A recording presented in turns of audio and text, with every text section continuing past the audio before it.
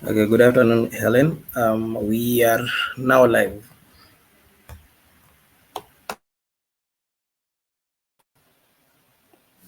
Good afternoon to our viewers from all over the world.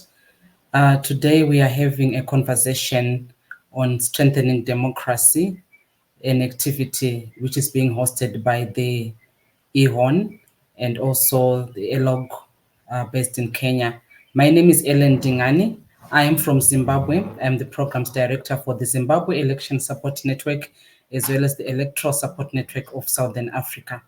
And with us today, we have four experts, election experts from different organizations. And I'm going to take the privilege of introducing all of them so that we familiarize ourselves with who they are, what they do, their skills, their expertise, and we also prepare to interact and proffer some questions during our discussion.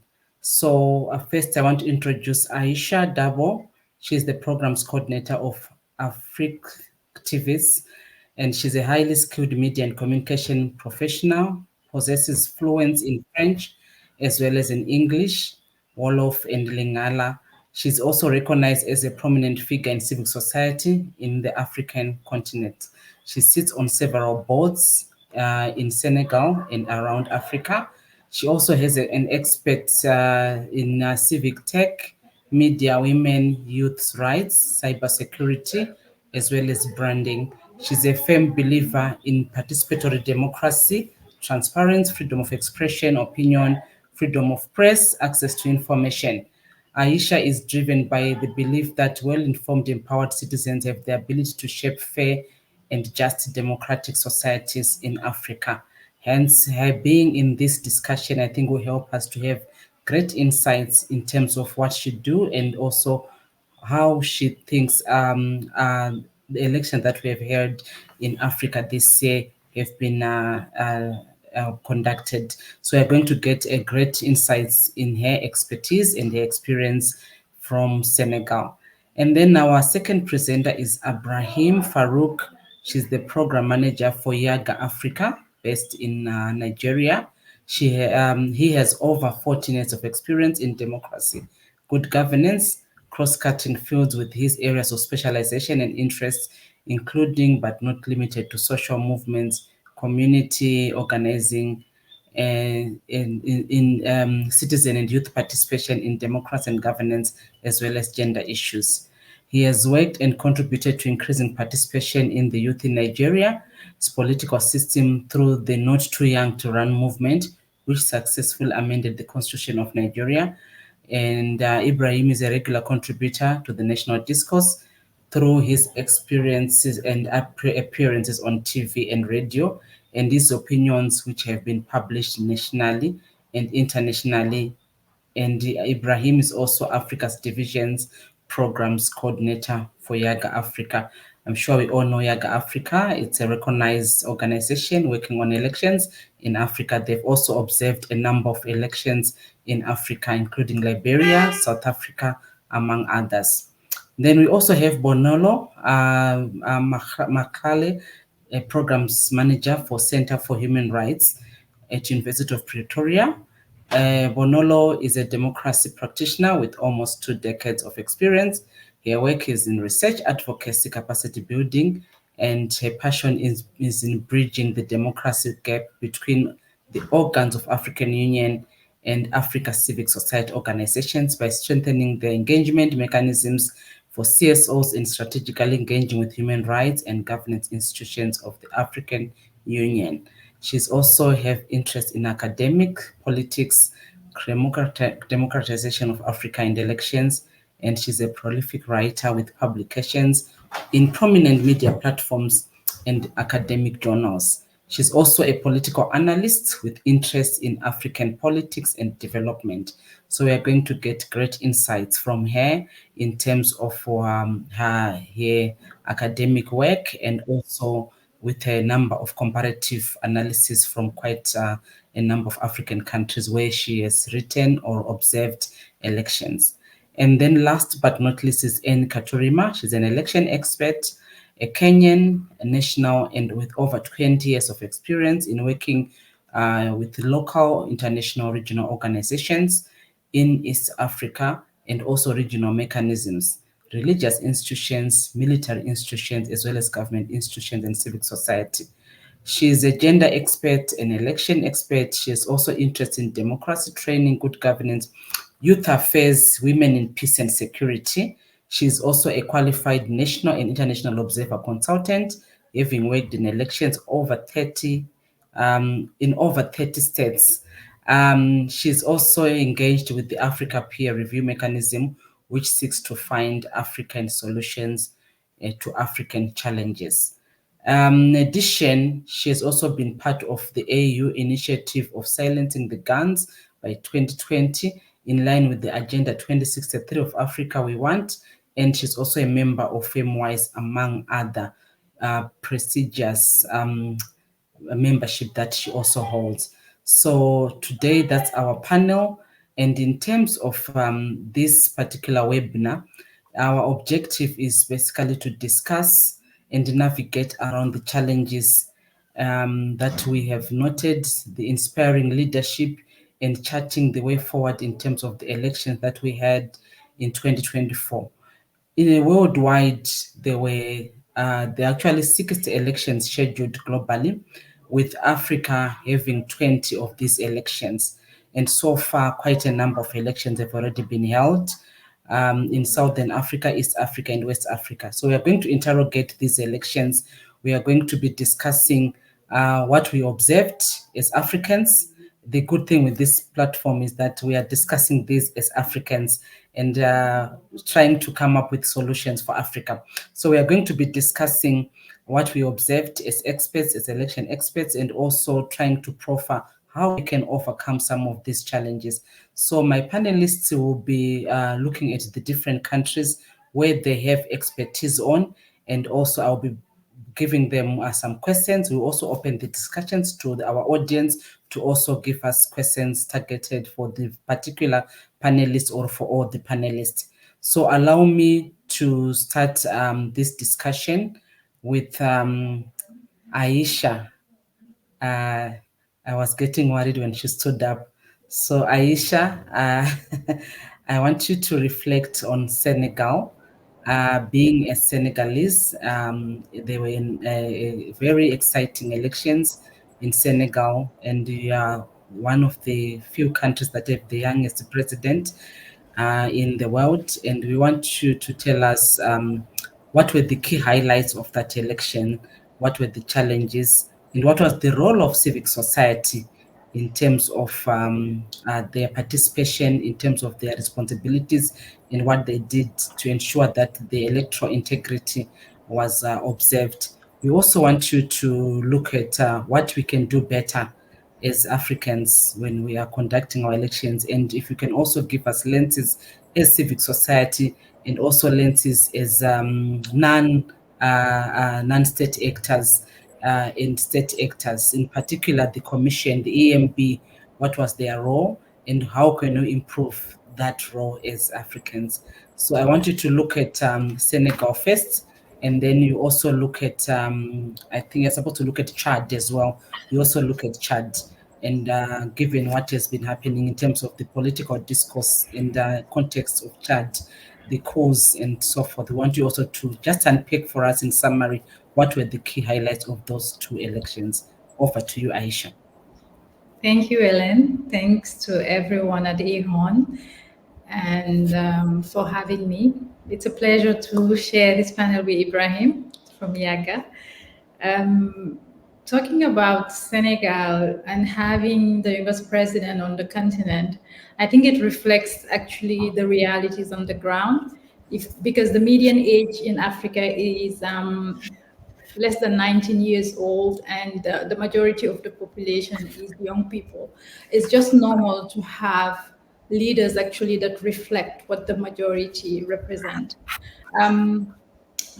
Specifically on Senegal, I think the whole world was worried, and us as well, because from 2021 to February 2022, 2024, actually, it was very challenging. We were going through a crisis situation where the incumbent, and as in other countries, actually were attempting, or he was attempting to seek a third term, and also continuously repressing the opposition, and there was a complete state capture of capture actually of all institutions that were supposed to organize or rule on things, or maybe a perception of a capture, because we have the judiciary that was instrumentalized to do away with politicians, and from 2012 when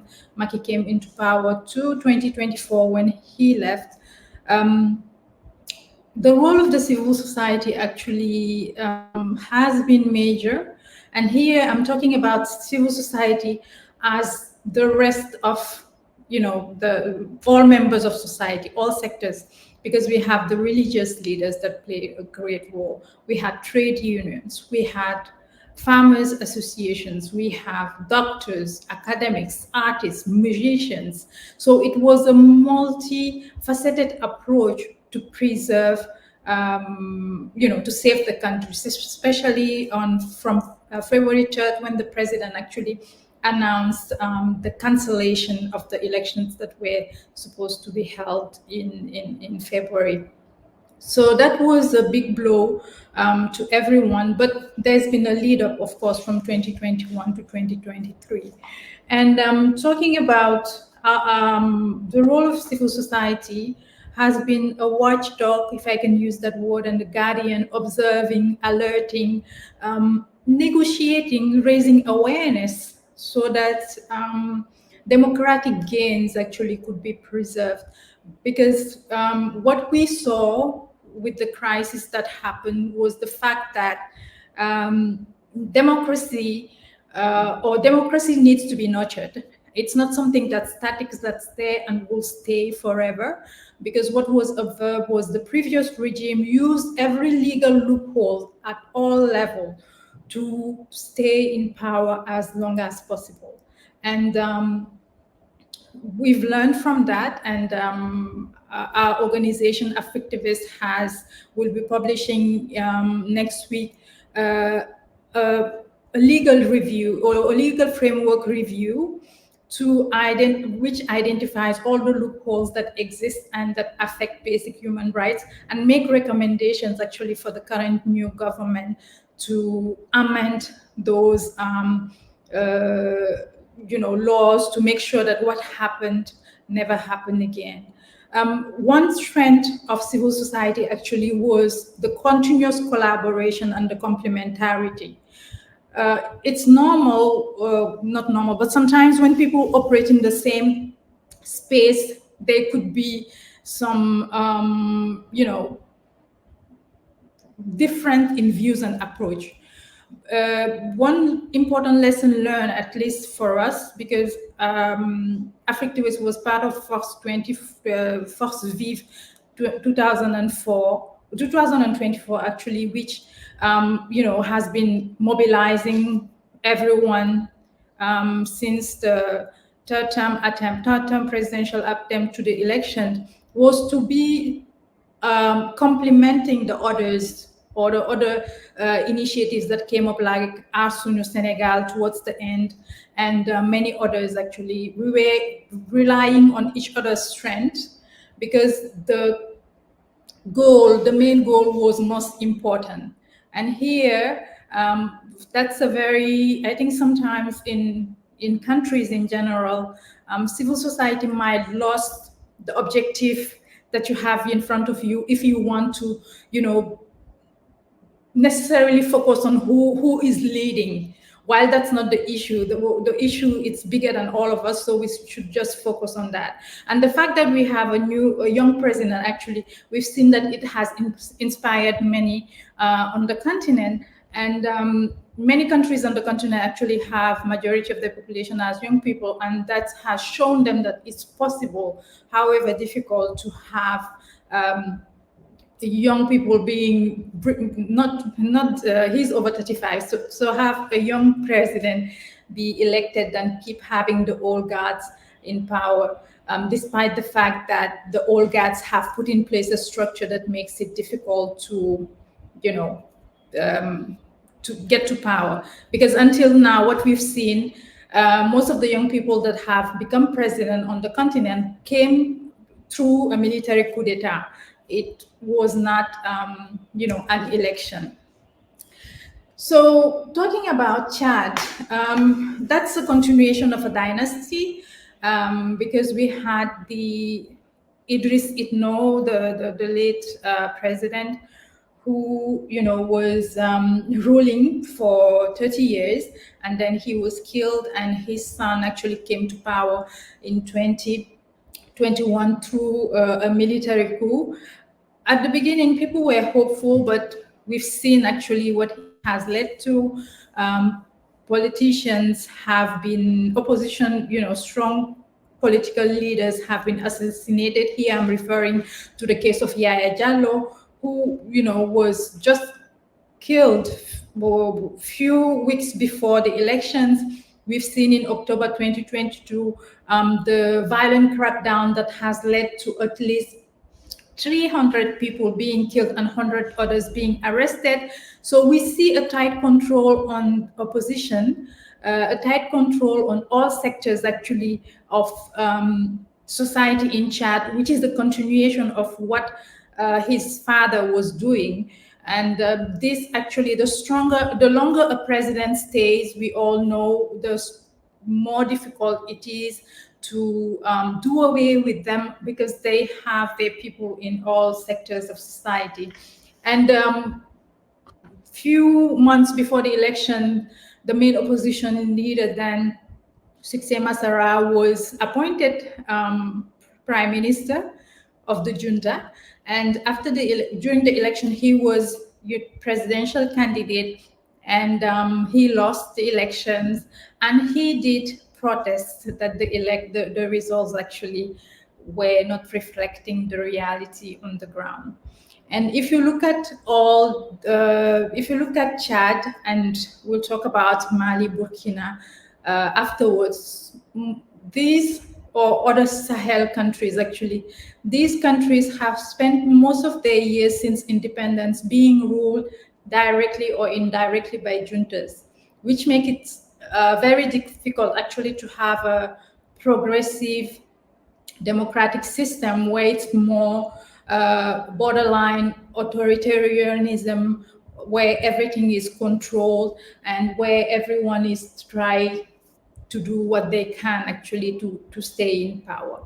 What we can do better in terms of Chad and Senegal is the fact that grassroots, especially people, need to have the information, need to better understand how systems work, need to understand that those in power actually are there on their behalf, and they're not there, just because they're the chosen ones, that the power rests with the people, and people have to understand actually what you are offering, when you are campaigning to be a head of state.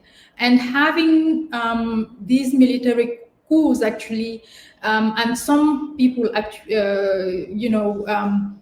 supporting these military coups shows that the ways in which democracies have been implemented in African countries up to now have been flawed because of the it's not necessarily the system, it's the way the system is being implemented, where there is rampant corruption, there is nepotism, there is biased or judiciary, there is no level playing field.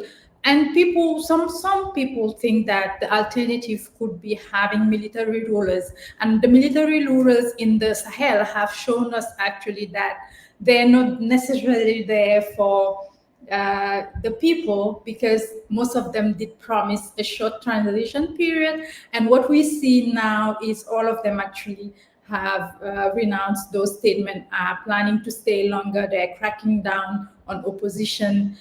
If there's the civic space in those countries has shrunk further than before, And this is a joint responsibility of those who were there before them, because they created this malgovernance situation that has led to coup d'etats.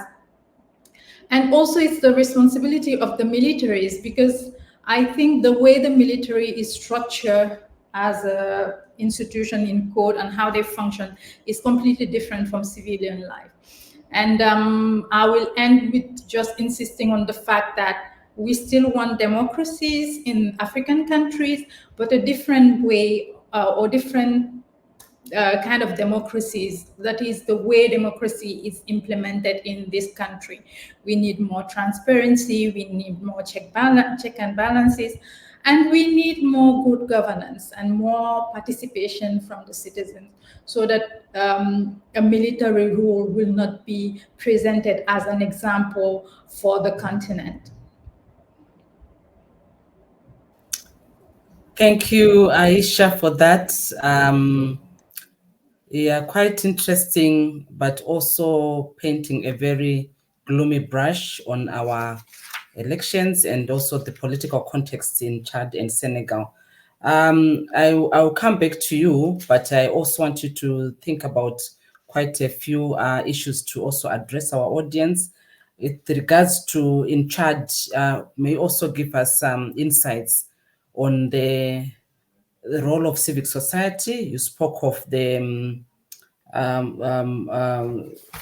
you spoke of the continuation of a dynasty. You also spoke of how difficult it has been to have a true democracy in Chad, and the system's structural problems, corruption, nepotism, violence, shrinking civic space. So with that context of a shrinking civic space, what are you doing, or what are the civic society organizations in Chad doing in terms of pushing for more influence and or a more operating environment that is better, and where they can enably conduct activities that benefit the citizens? Because you also spoke about the need for citizens to have information.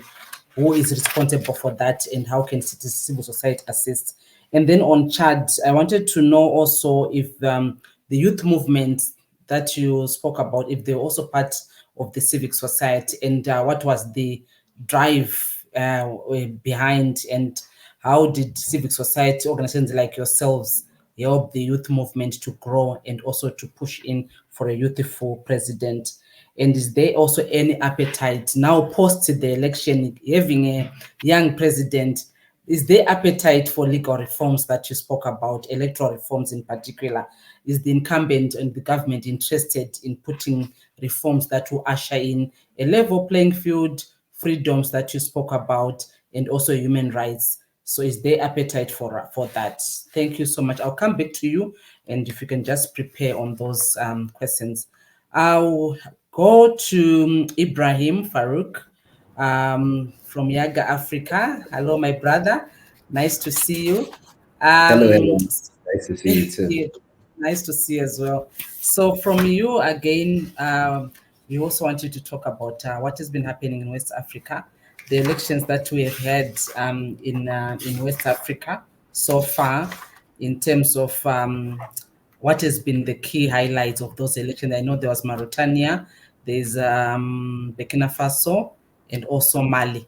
So what have been the key highlights of those elections? And then again, I'll also pose a few questions just to go deeper in terms of our interactions and the insights that we want you to bring out. So over to you. Thank you very much, Elena. And it's so nice to see Aisha, and some of her comments also just set the foundation for this conversation. Because I think elections in West Africa are always very heated affairs. And if we just think back to a few months ago, we had 3 major elections in West Africa last year. It started with the Nigerian general elections, and then we had elections in Sierra Leone, and then we also had elections in Liberia. And all of these were very heavily contested elections. In Liberia, for instance, we saw where an incumbent president lost the election, where George Weah lost the election to Joseph Boakai. But in Sierra Leone, we saw where President but returned Sierra Leonean President Julius Bio returned despite the circumstances that we witnessed and challenges with the election results. But earlier in 2023, we also had the general elections in Nigeria. And it was also a very new experience for us in Nigeria, having 3 major candidates on the ballot for the first time. But if we look at these elections, in as much as there are many differences, we see many similarities. We see things around high levels of youth participation. We see sometimes some level of distrust in the election management bodies, because many times citizens when they do not trust election management bodies, many times this leads to lower levels of participation from citizens. But in 2024, for instance, I think from the first quarter of this year, all eyes were on Senegal to see what would happen, especially with the announcements regarding the postponement of the elections, first of all. But we saw how the presence of strong institutions plays such an important role. And I think the Constitutional Court, the Constitutional Council ensured that elections held within a constitutional time frame. I think that is one of the first lessons that is very important for us to learn, not only in West Africa, but across the African continent, because where strong institutions exist and are allowed to operate independently without any fear of interference from the executive, we know that they'll be able to play their roles in ensuring that any unconstitutional attempts, either at tenure elongation or changing some of the dates for elections, would not happen.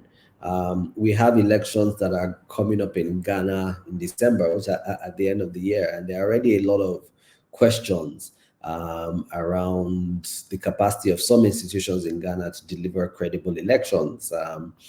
But there are also some reassurances from some of these institutions, such as the Electoral Commission in Ghana, for example, talking about the voter registration process and saying that it's a fair process because, of course, a voter's register is the bedrock for a credible election. But West Africa is also a very interesting region in terms of the dynamics that we've been seeing play out. First, with a wave of coup d'etats that took place in countries such as Mali and in Burkina Faso that you mentioned, in Niger, and in Guinea. And unfortunately, this has painted the sub-region as a region that is experiencing democratic backsliding. Even though many of these countries, which are currently under some military administration, had committed to some various transition timelines to ensure a quick return to democratic rule. We're not seeing that happening, and we are seeing that there is no fidelity to some of those transition timelines. Time and time again, we've seen it happen in Mali, we've seen it happen in Burkina Faso, we've seen it happen in Niger, we've seen it happen in Guinea. In addition to that, we've seen many times clamp down on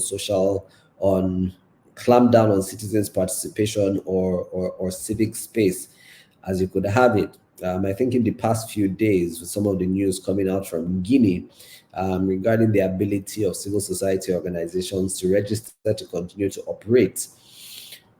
In Guinea, for instance, civil society organizations are required to register annually, continue their operations in the country. But I think in a recently released document, civil society organizations have been prevented from conducting that annual registration that they normally do. We've also seen, for instance, harassment of pro-democracy activists and campaigners. And I remember when we were together with Aisha a few months ago, I think early in July, there were some of our comrades from Guinea who are arrested until now. They've been in detention. This isn't just peculiar to West Africa. I'm sure you've also been following the case with Namatai and her colleagues also in Zimbabwe, and how they were arrested and just released, I think, yesterday or 2 days ago. But when we look across West Africa, sometimes we can see countries like Senegal and Liberia, which give us reasons to have hope, where we see that institutions work. Strong institutions can also deliver the democratic dividends that we hope to see. But when we also look at some other instances where institutions are not strong enough and the elections do not truly reflect the will of the people, or in some other countries across West Africa who sometimes now call themselves the Alliance of the Sahel States, it seems like citizens' rights to choose their leaders, and especially through an electoral process, is not being adhered to. So we have a mixed bag across the West African continent, and it's a mix of good and bad.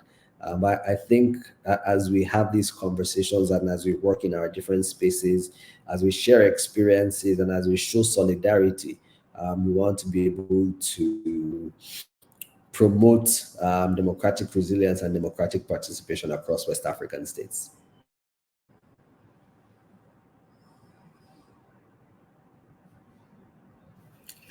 Thank you, Ibrahim.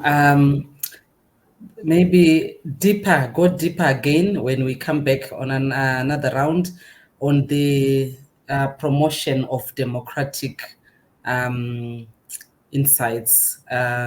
I think we need to also to interrogate what can be our role in terms of that. How can we promote, given the complex political context in most of the countries that you have mentioned, especially in West Africa?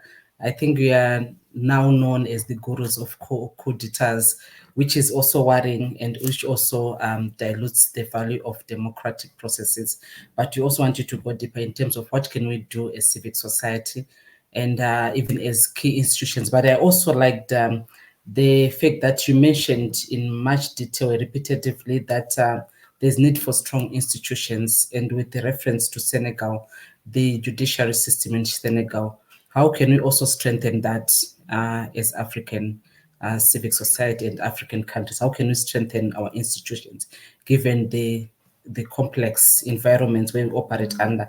The issue of claim down on civic society, it's worrying because it's also coming out from Aisha's presentation. So we need also to interrogate deeper.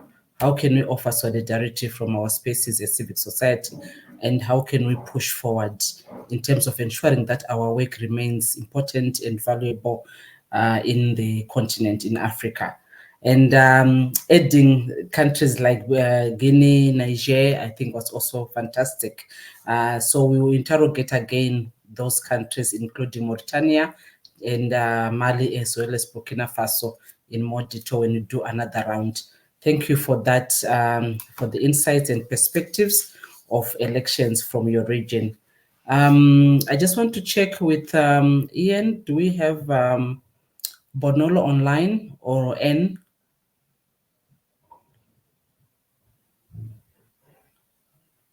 Do we have N and Bonolo online? Okay. Bonolo is online, but she's still having problems with the audio. Maybe just another round for Aisha Dabo as a try helper. Okay. Okay, that's fine. So that's fine. As soon as they are online, please let me know. So I'll go back to Aisha to reflect and proffer perspectives on the questions that I've asked. And we are also opening to the audience. If you have got any questions, please just type them in the chat. So Aisha, back to you. Thank you.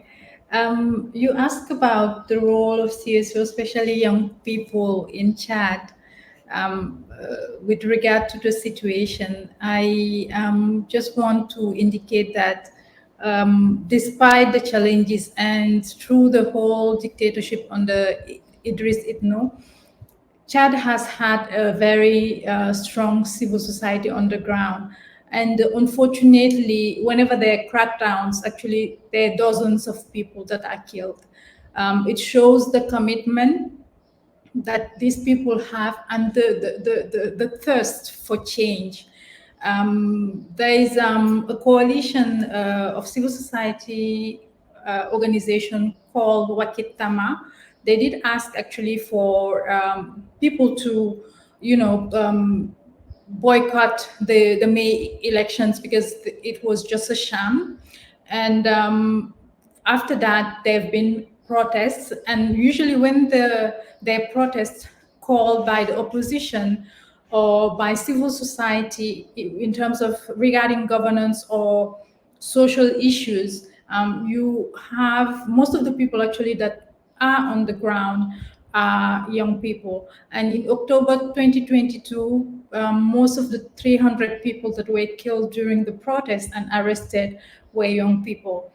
Despite the very difficult situation in Chad, you have strong civil society, traditional civil society organization on the ground, and you have also youth organization who are doing a wonderful work in all aspects, trying to navigate around the difficult environment in which they're operating. And I don't want to name the organization specifically because I don't want to put any spotlight on them right now, giving the context on the ground. And also, Chad has a very strong civil society in the diaspora, with whom also we work. We work with those in the diaspora and those on the ground who have been doing a very wonderful work, to advance democracy in the best possible way. You also talked about what was the role of youth movements actually in Senegal, youth organization during the crisis and the change? It has been huge. You have organizations like Y'en a Marre, which is a social change movement that's known around the continent, inspired by the social change movement on the continent and around the world. And you have us also, we collaborated a lot with Y'en a Marre on many of the activities actually we were rolling out, specifically when it came to civic engagement, raising awareness, and creating actually dialogue first so that there won't be a third term. And the initiative was called Jamagan Trazimanda. And then when the president officially declared that he won't stay seeking a third term, we moved to Force 2024, which became a bigger movement that also had political parties within them, but it was a CSO-led movement. And this is an important lesson learned I want to share, and I think other CSOs on the continent will learn from. When you come at a time where you have a movement that includes different CSOs and political organizations from different walks of life, you have to be able to manage and control the narrative. Because you, as a CSO, you don't have a partisan interest. And when you have these powerful big houses like political parties, easily actually your goal or your missions could be diverted. So with this initiative, Force 2024, we were able to manage that. And I mentioned earlier another movement that was created in February, which is Aar Sunu Election, Protect Our Election, which was also CSO-led. It had politicians in them, but civil society organizations were controlling the narrative. So that's very, very important. It's important to discuss with everyone. It's important to negotiate. And I want to highlight an important role that a group of people in civil society play that are usually in the background, which are religious leaders. For Senegal, being the Muslims and the Catholics actually have played a role, because we've had outreach sessions with them to explain actually what we are trying to do, because everyone actually wants peace. So they have an important role to play, even though they will not say it out loud. And I think that's very important to highlight. Of course, the religious leaders that are politically tainted, when targeting them as CSO, just know how to go about it. there was another question of, is there an appetite for electoral reforms in Senegal? Yes, that's what the current government has shown. That's why we are hopeful about that. We did publish a white paper on presidential term limits, which also had recommendations on the way forward for Senegal. And the next step actually is this legal framework analysis that we've done. And we hope that actually the current government has spoken on the need for legal reforms, and there have been a consultation session on that in June. So now we are putting out also our contribution and sharing with the authorities to see in which way they can include this. Because for the first time in the history of Senegal, we've had at least 1,000 political prisoners. That has never been seen and unheard of in the country. So that we don't want to have that happen again. And another lesson learned is to make sure that, you keep track of things and not try to say, oh, they're just coming into power. You just need to give them time to get used to the system. No, you have to keep them on their toe.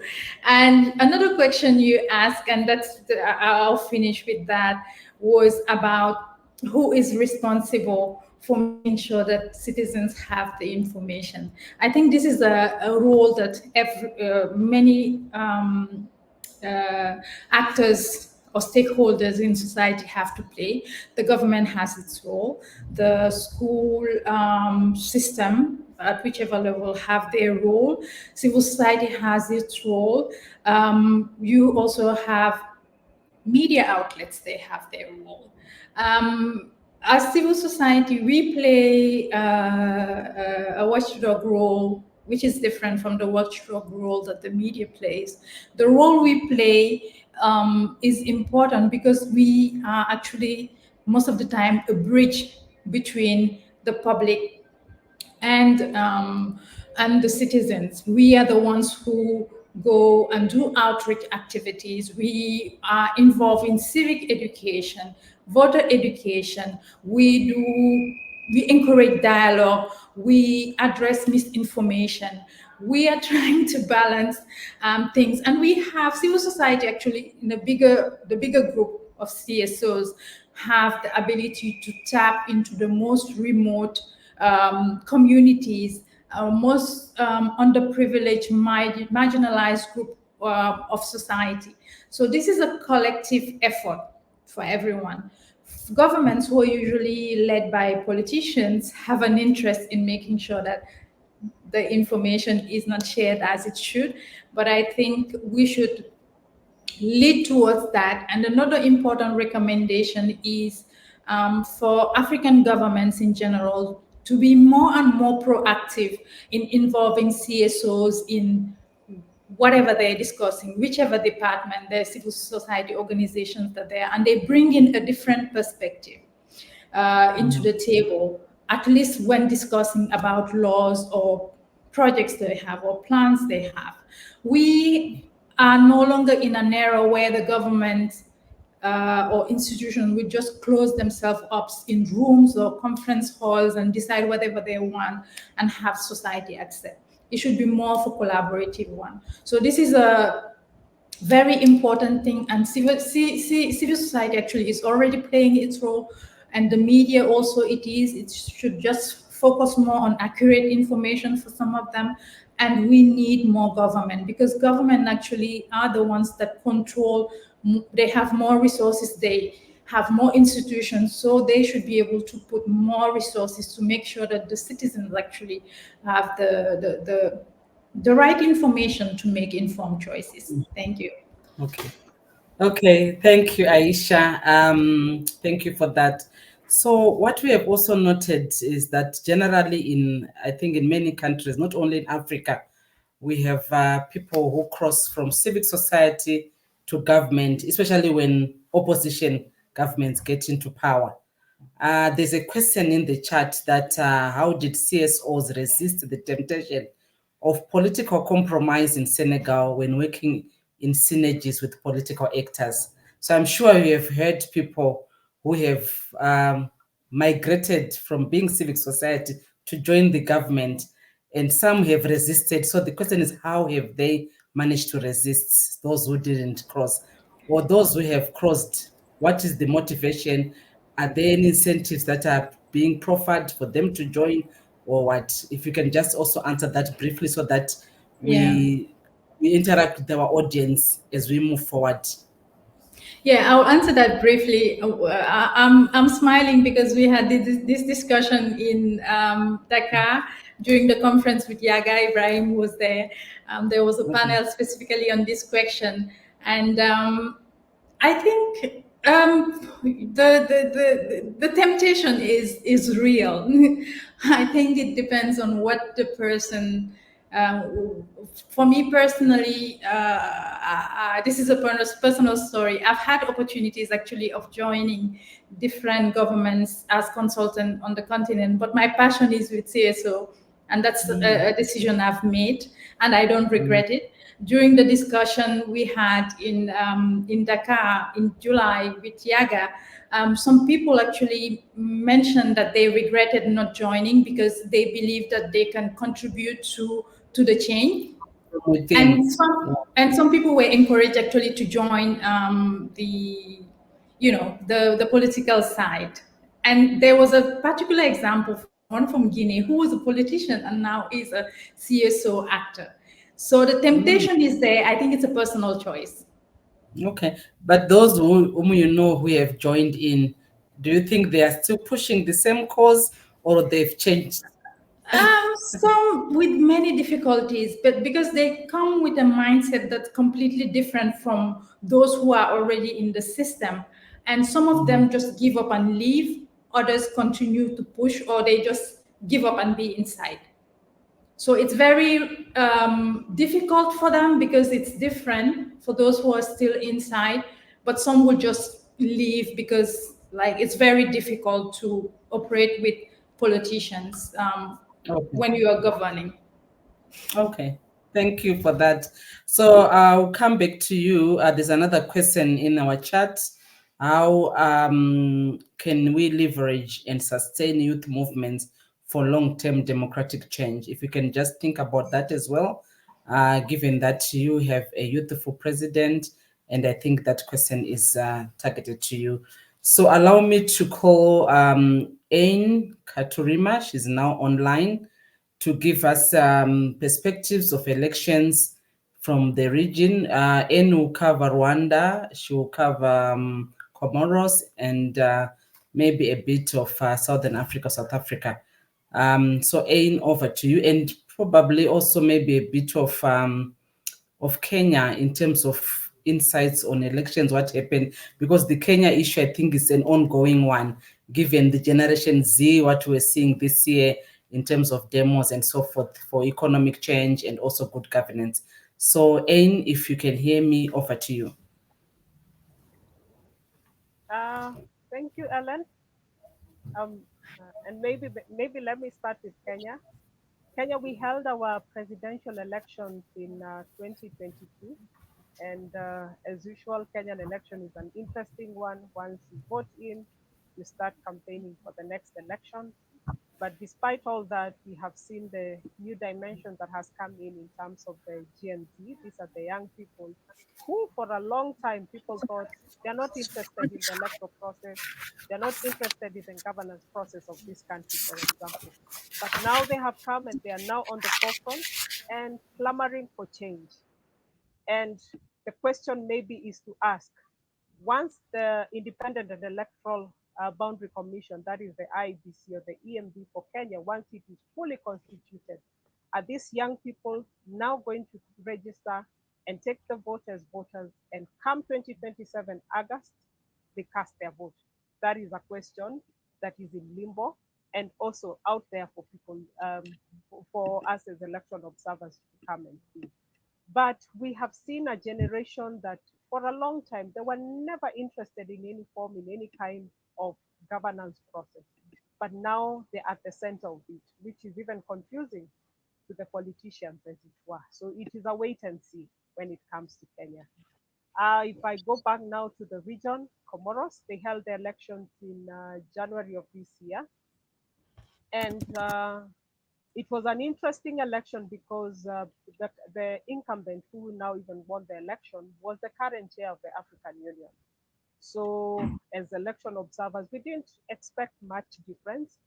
But looking at it and looking at the referendum that was held in 2019, it's a game changer in that Comoros having the three islands, the presidency is supposed to rotate within the three islands.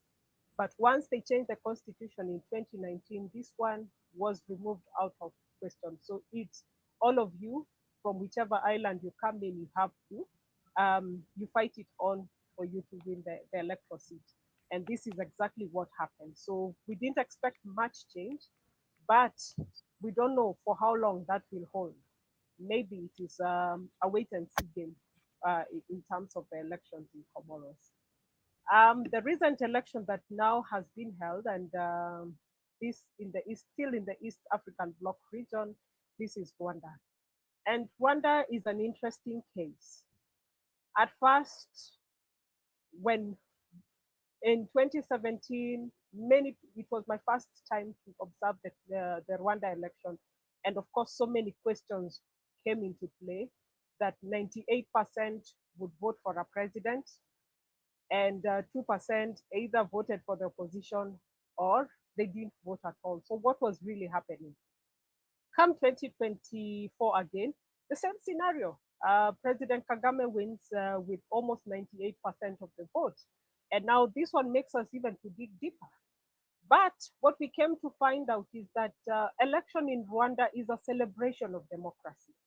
It is whereby the citizens all come together and they celebrate their achievements, knowing that Rwanda has had a very sad history when it came to 1994, the genocide. Now, with the new regime coming into power and so many things that have been happening, the Rwandese felt this is time for democracy. This is time for us to celebrate the democracy as it were. So we go to the polling station in the morning of July 15th, and we find Rwandese are queuing to vote.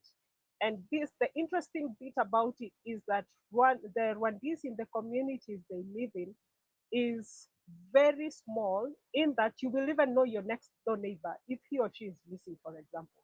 So here you are in the polling station and you have not seen your neighbor. So, as the elders or the traditional leaders within the polling station, they had the mandate now to call and find out in this homestead why are these people not coming to vote? Why have they not come to vote? And if they're coming to vote, when are they coming?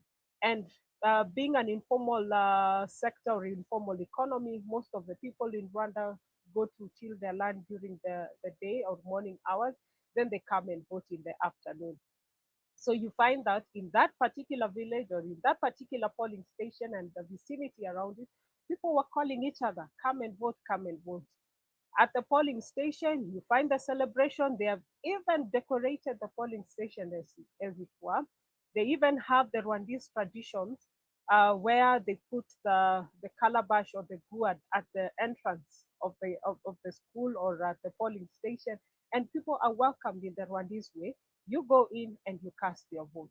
So with that, it makes what we came to find out is that the voter turnout was very good because now you have called each other from wherever they have come from and they're coming to vote. So for me, that was a nice way in terms of clamoring and calling people to come out and vote. And an interesting thing that came to realize or came to find out is that when we went for the last campaign where President Kagame was now doing his closing remarks in terms of the last campaign, it was a full house. People that day had just dedicated their day to just come and listen to the president and promise that come the day they will go and vote. Then another interesting thing that we saw in that election was that you have registered as a voter. But the Electoral Commission, in its own wisdom, also proclaimed and said that if you have the Rwandese ID, no one is going to deny you the chance to vote. So even if you were not on the initial voter register, you had an opportunity to vote. So this is what now made the turnout and also the people to come out in large numbers to vote. Another interesting thing was the diaspora voting. Rwanda and all its embassies and consulates all over the world, and there are about 70 of them, they had the voting, which was done a previous day, that was on Sunday. And everybody, including the embassy staff and the Rwandese living in those countries, were able to cast their vote. So, in terms of seeing people and a good turnout of people voting, yes, Rwanda was a very good example. Thank you very much, Ain, for those insights. Quite interesting. I think Rwanda election, they've set the bar high. I think if you want to link it to Olympics, they've a record, maybe that no other president may surpass of that margin of winning 98%. But my question to you quickly, Anne, can you give us more insights on the role of civic society in these elections, especially regarding the openness, transparency of the elections in Rwanda? Was there domestic observation, and what were the key highlights of their reports, if any, or even international observers, the level of transparency? How did they assess the level of transparency and accountability in terms of openness? And then again, maybe if you can also provide us with some insights on the balance between the need for political stability. You referred to the historical background of Rwanda, that we all know that as a sad one, is something that we cannot imagine will happen again even on this continent. But where is the balance between political instability and the demand for greater democracy in the country? If you can just respond quickly to those two, then I will move on to the next speaker. Over to you, Anne. Thank you, Ellen. In terms of the CSOs, the majority is actually the church or the church institutions, and they were the ones who deployed a majority of domestic observers, as it were. How are they doing it? They're doing it in their churches, they're doing it in their barazas, they're doing it in their local community. And remember, Rwanda has a very, very strong community policing. In Kenya, we call it Nyumba Kumi. In Tanzania, also, is the same name, but they have a very strong community policing, community policing. In that, if you move into any community around Kigali, be it Musanze, or any other jurisdiction, you find out your neighbor has to know where you've come from, who you are, who are your family members. So that strong community policing is there. So when it comes now to the role of CSO, it makes it easier even to do the civic and voter education, because now you will go from homestead to homestead, or you can even call them into a general area for you to do the civic education. In terms of transparency and accountability, I would say the elections were very transparent because everything was there. There were only 3 candidates, and you could see who the 3 candidates were. When you came in, you're given the ballot and you go and mark your ballot. A form of civic education is done to you by the electoral staff. So you go, you vote, you come back.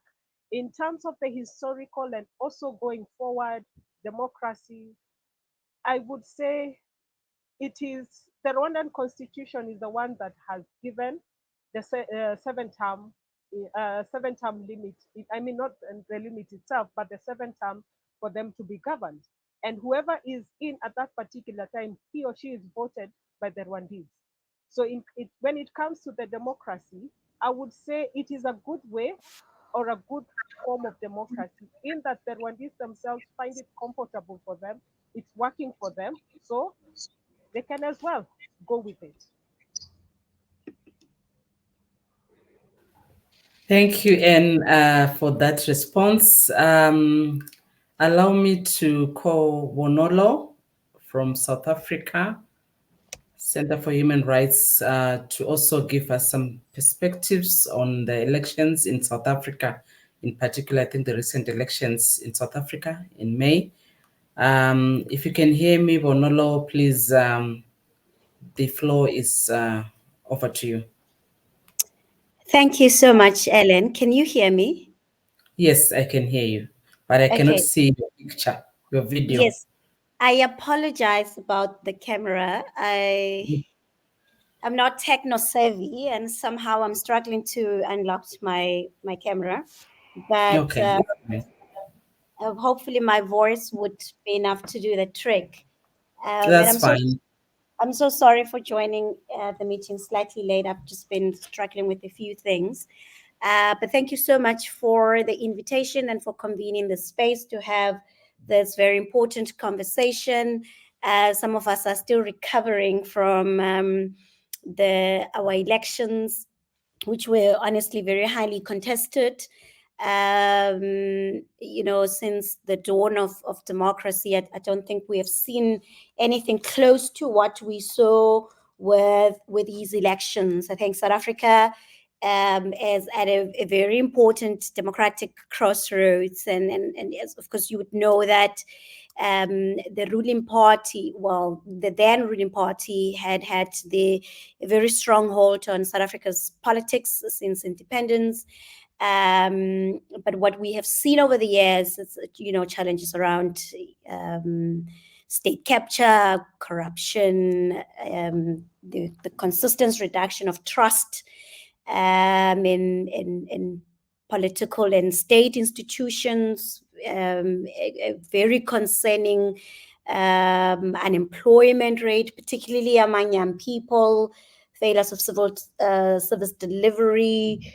The list goes on. And what we saw with these elections, which was rather interesting, and I always say this because South Africa may be accused for a lot of things by South Africans and even perhaps non-South Africans when it comes to the quality of democracy as it's experienced by citizens. But when it comes to formal democracy, we have been doing, relatively well. But also in terms of how the Independent Electoral Commission has also performed over the years, it has done relatively well. But for the first time, leading up to these elections, we were having conversations around protecting the vote. Which really it's a new and strange conversation that we never had to have. But even a more pertinent conversation that we were having was around protecting the voter, because there had been some concerns that we may see voter suppression and the different regions in South Africa, specifically in the KwaZulu-Natal region, where former President Jacob Zuma is from and lives at, and a lot of there were a lot of some dynamics around the new political parties, President Jacob Zuma's party being one of them. But briefly, I want to reflect that on two things that I think are important. One would be, issue-based politics in South Africa. Issue around the growing voter apathy. And when I joined the meeting, I think one of my colleagues here highlighted, the tension and that we see, the challenges that we see around the growing trend of voter apathy, particularly among young people in Africa, and South Africa not being an exception.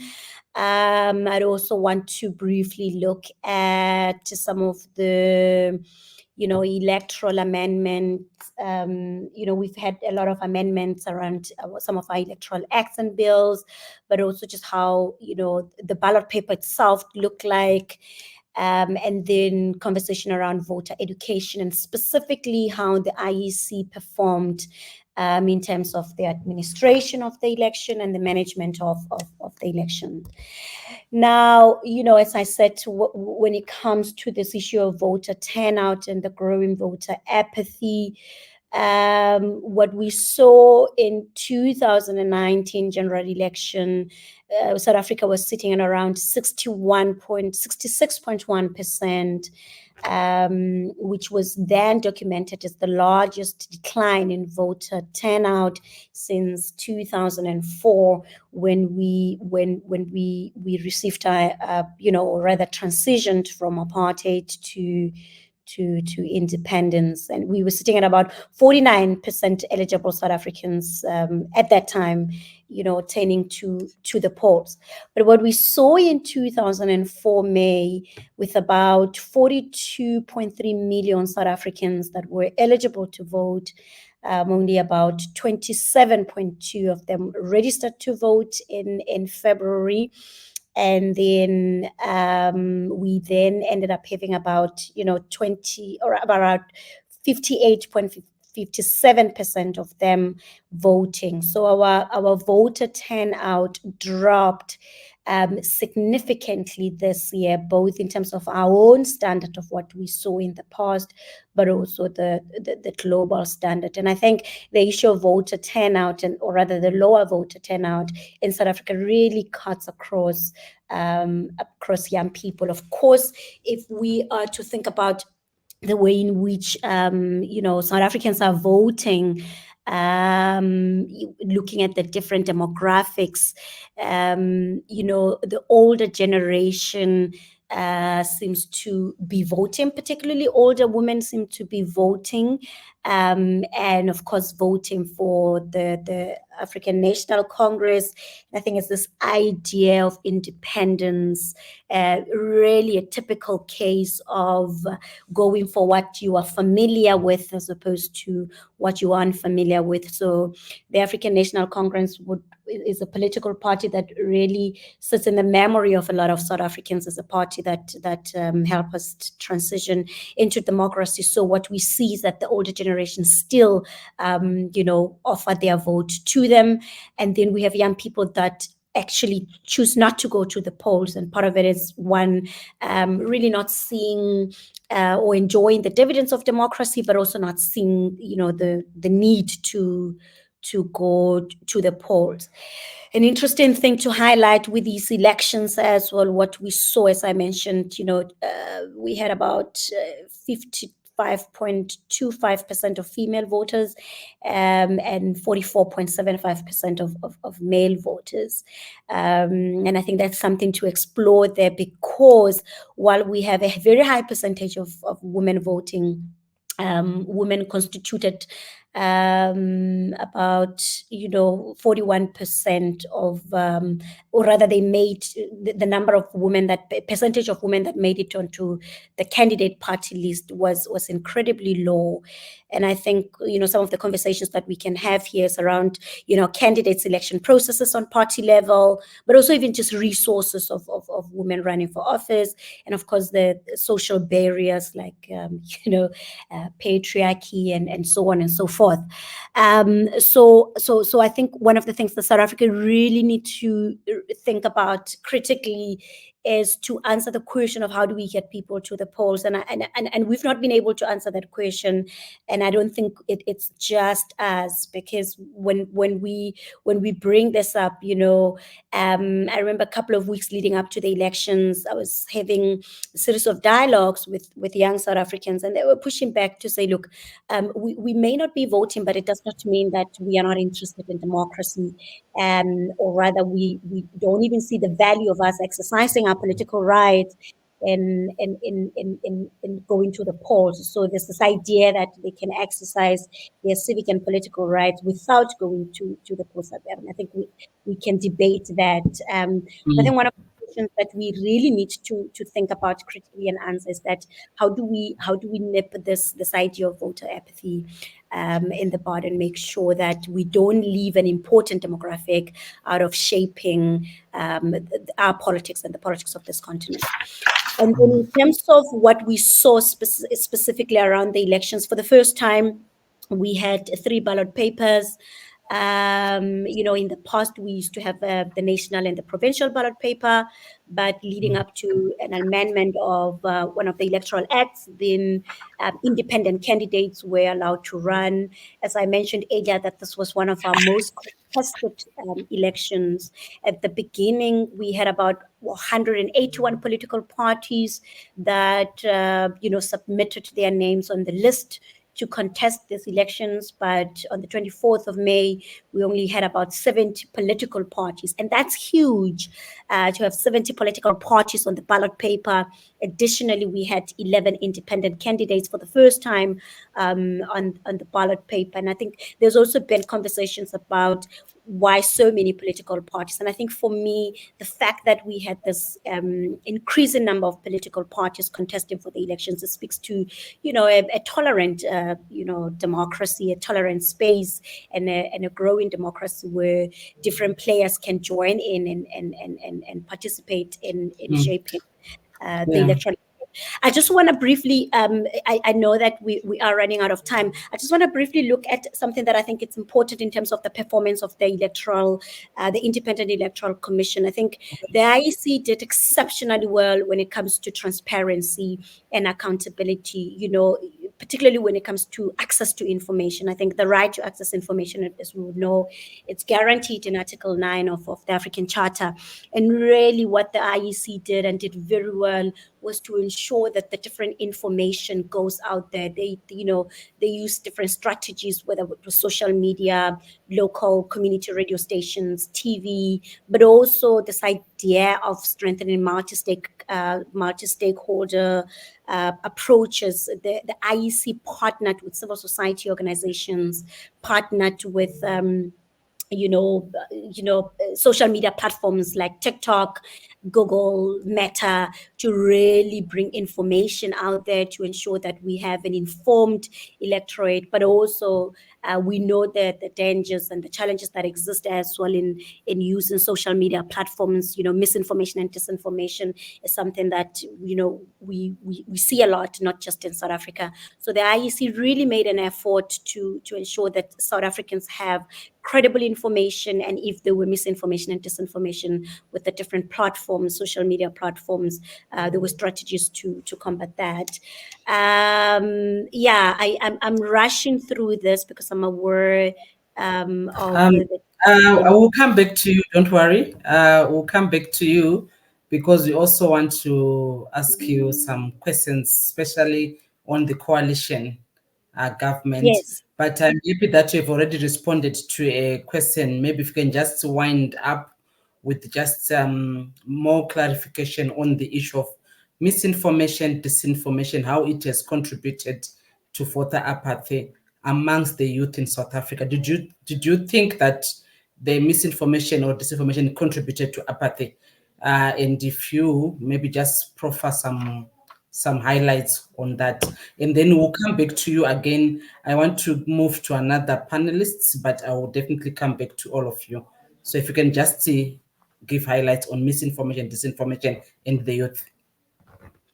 Look, I wouldn't take it as far as saying misinformation and disinformation had an impact in terms of voter apathy. I think the voter apathy issue is a bigger issue with multiple layers and complexities. It's an issue of the dissatisfaction with the politics. There's an increasing political dissatisfaction, and as I mentioned earlier, also a democratic disillusionment, right?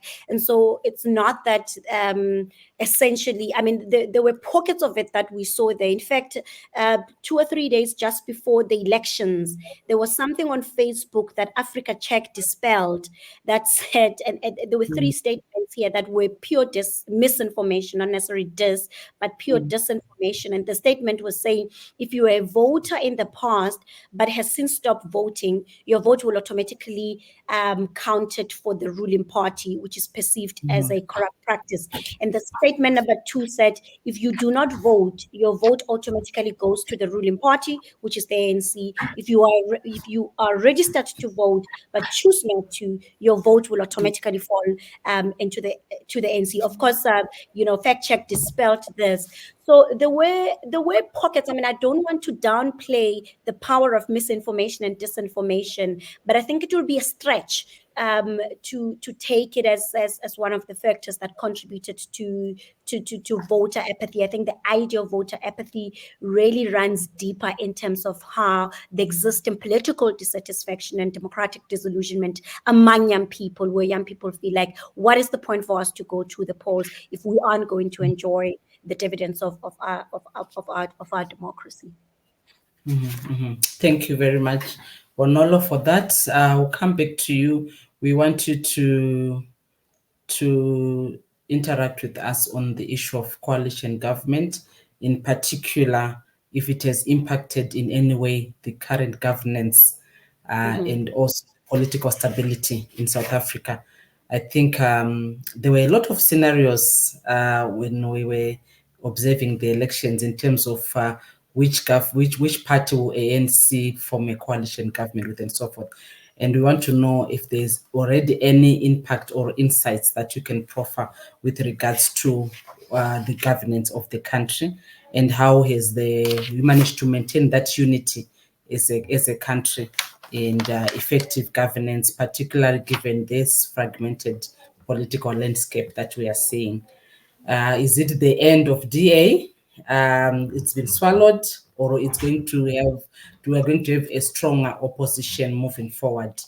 So we also want, and then the issue of liberation parties that you touched on a bit, that most of the elderly have more confidence in voting for liberation parties. We also want you to help us understand more and have deeper insights on that regard, given that some of the countries in Africa still have liberation parties, and how do we balance protecting the legacy vis-a-vis pushing for democratic tenets and principles to be observed? So thank you for that. I want to go back to our previous panelists. I will start with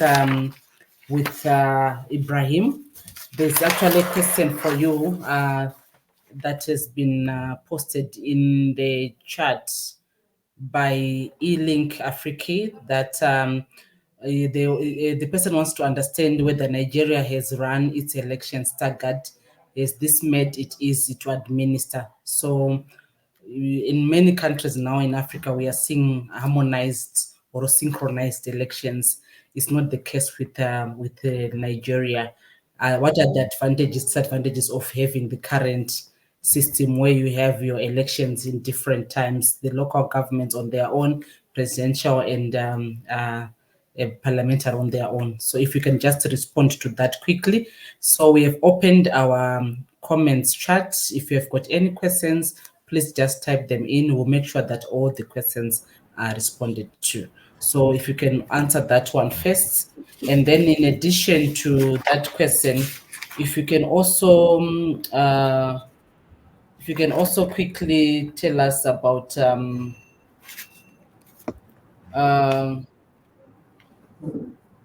the issue of electoral disputes and resolution mechanisms in West Africa. What has been the most effective ways of dealing with disputes? You can just touch on one or two countries that you want to highlight on. I think that will also help us, because we are having so many conflicts in our dispensation, in our different political contexts. So we also want to learn, and how can we strengthen the political dispute resolution mechanisms in the different countries and region. So if you can just handle those two for now, I'll come back to you later. Thank you. Over to you, Farouk. Thank you so much, Ellen. To respond to the question on staggered elections, currently in Nigeria, what we have at a federal level is that we have presidential and National Assembly elections, which hold on the same day. So the National Assembly is our national parliament, which is made up of the Senate and the House of Representatives. Usually about 2 weeks later, we have gubernatorial elections and State House of Assembly elections. These are a more second-tier executive and legislative or subnational level. In Nigeria, we have 36 states. In many other countries, they're either called provinces or regions or districts, depending on where you come from. So while we have the presidential and national assembly elections, which come up first, and then we have the subnational governorship and subnational legislative elections, which come up after that. One of the challenges with that usually is that the party that wins the presidential election usually causes a ripple effect at the subnational level. It's almost as if at the subnational level, there's a desire to align with the ruling party at the center. And the reason for this is because we have such a huge voting population, and the logistics involved with conducting all of those elections on the same day is quite a huge task for our election management body. I think last week, the chairman of the election management body in Nigeria stated that the voters register in Nigeria is larger than the voters register of all the other West African countries combined. So I think that just gives you an idea of how large our voting population is. Our current voters register stands at 93 million registered voters, 93 million registered voters. So conducting elections into at least 4 offices at the same time is such a huge logistical burden. We have a third tier of government, which is called the local government.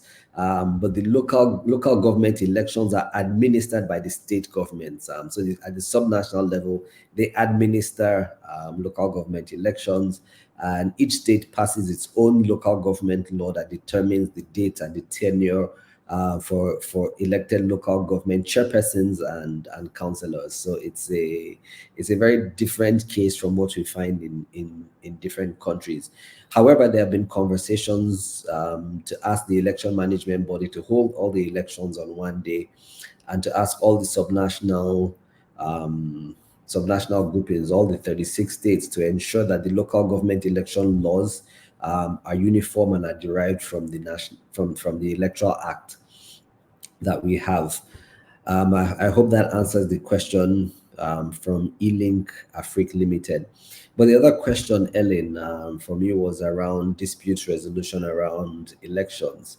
I think that first of all, and I think we've made this point over and over again, is that where we have strong institutions or strong election management bodies, first of all, would reduce the number of electoral disputes that we have. Once citizens have trust that the results of the election truly reflect the will of the people, would go a long way in reducing electoral disputes. And where there's a lot of transparency and accountability, I think we saw a lot of transparency in the results collation process in South Africa, for instance. We've seen it also in Liberia and in many other countries where they have results viewing portals. So almost in real time, you're able to see as the elections come in and whether they reflect the views of the citizens from across the different countries. But beyond that is also ensuring that where we have separation of powers and checks and balances, especially the role of the judiciary, or in Senegal, like we saw with the Constitutional Court, being able to make those pronouncements very clearly, because they are strong institutions that are not beholden to any other arm of government, whether it is the executive or whether it is the legislative arm of government, and these go a long way. But we also see some outliers, and in Sierra Leone, for instance, we saw a tripartite committee, which was made up of the ruling party, the opposition party, and some international partners who had to come together to ensure that the disputes that arose from the elections were resolved amicably.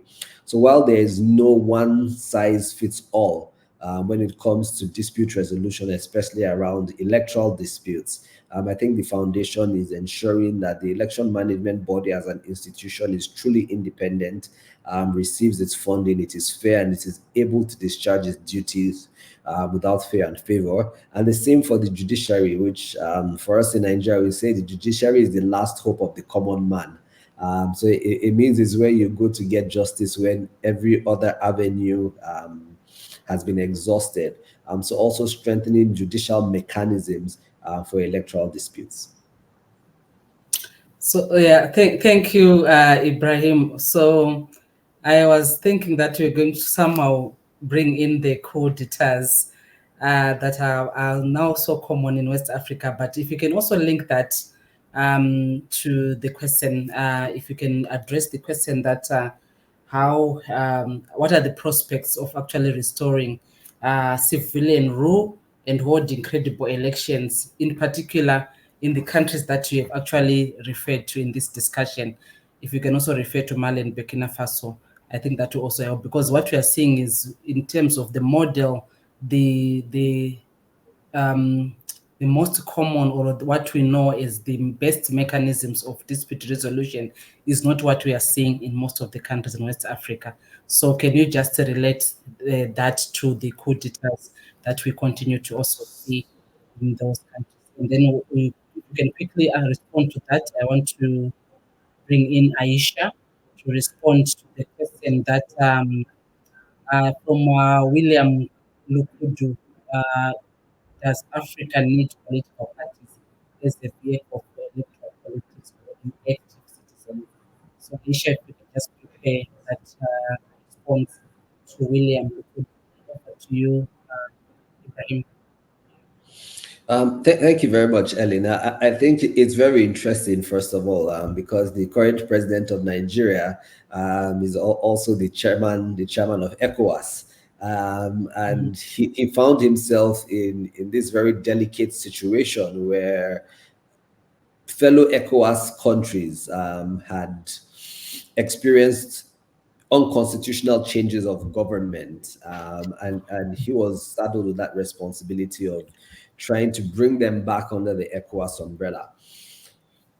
And I think there was the option to either use a carrot or a stick approach. And we saw where ECOWAS had imposed sanctions, where ECOWAS had made a lot of threats, especially to Burkina Faso, Mali, and Niger. And as a result of that, one of the things we saw was this breakaway, or attempted breakaway, or breakaway in progress. However, we see it, and the formation of what is now known as Alliance des Têtes du Sahel, or the Alliance of the Sahelian States, more in English. Basically, that was Niger, Burkina Faso, and Mali breaking away from the regional economic community known as ECOWAS. But I think there's also a place for softer diplomatic overtures. And we've seen leaders from Senegal, for instance, pay visits to those countries in an attempt to have them return to the regional economic community that we know as ECOWAS. I think it's going to be a very delicate. It'll be a very delicate maneuver to bring back these three countries into ECOWAS. ECOWAS on its own, as a supranational body, has felt that it has a right to respond to these unconstitutional changes of government by imposing sanctions on them, and as well as wielding the stick instead of a carrot approach. But I think that ECOWAS has also backpedaled a bit on using the stick approach and using a carrot to look at what are the benefits of free markets, what are the benefits of free movement from one country to another, and what are the mutual benefits that the rest of the region can enjoy by ensuring that we have 15 member states of ECOWAS and not 12 member states when we have three that leave. Because the situations in these countries are not your typical election disputes. I do not think that we would use typical or traditional methods to also resolve them. It would take a measure of backdoor advocacy, a lot of softer diplomacy to ensure that they can come to the table, have a negotiation regarding what are the terms for their return to the regional economic community, and also the adherence to the timelines that they set by themselves together with ECOWAS for a return to democratic rule.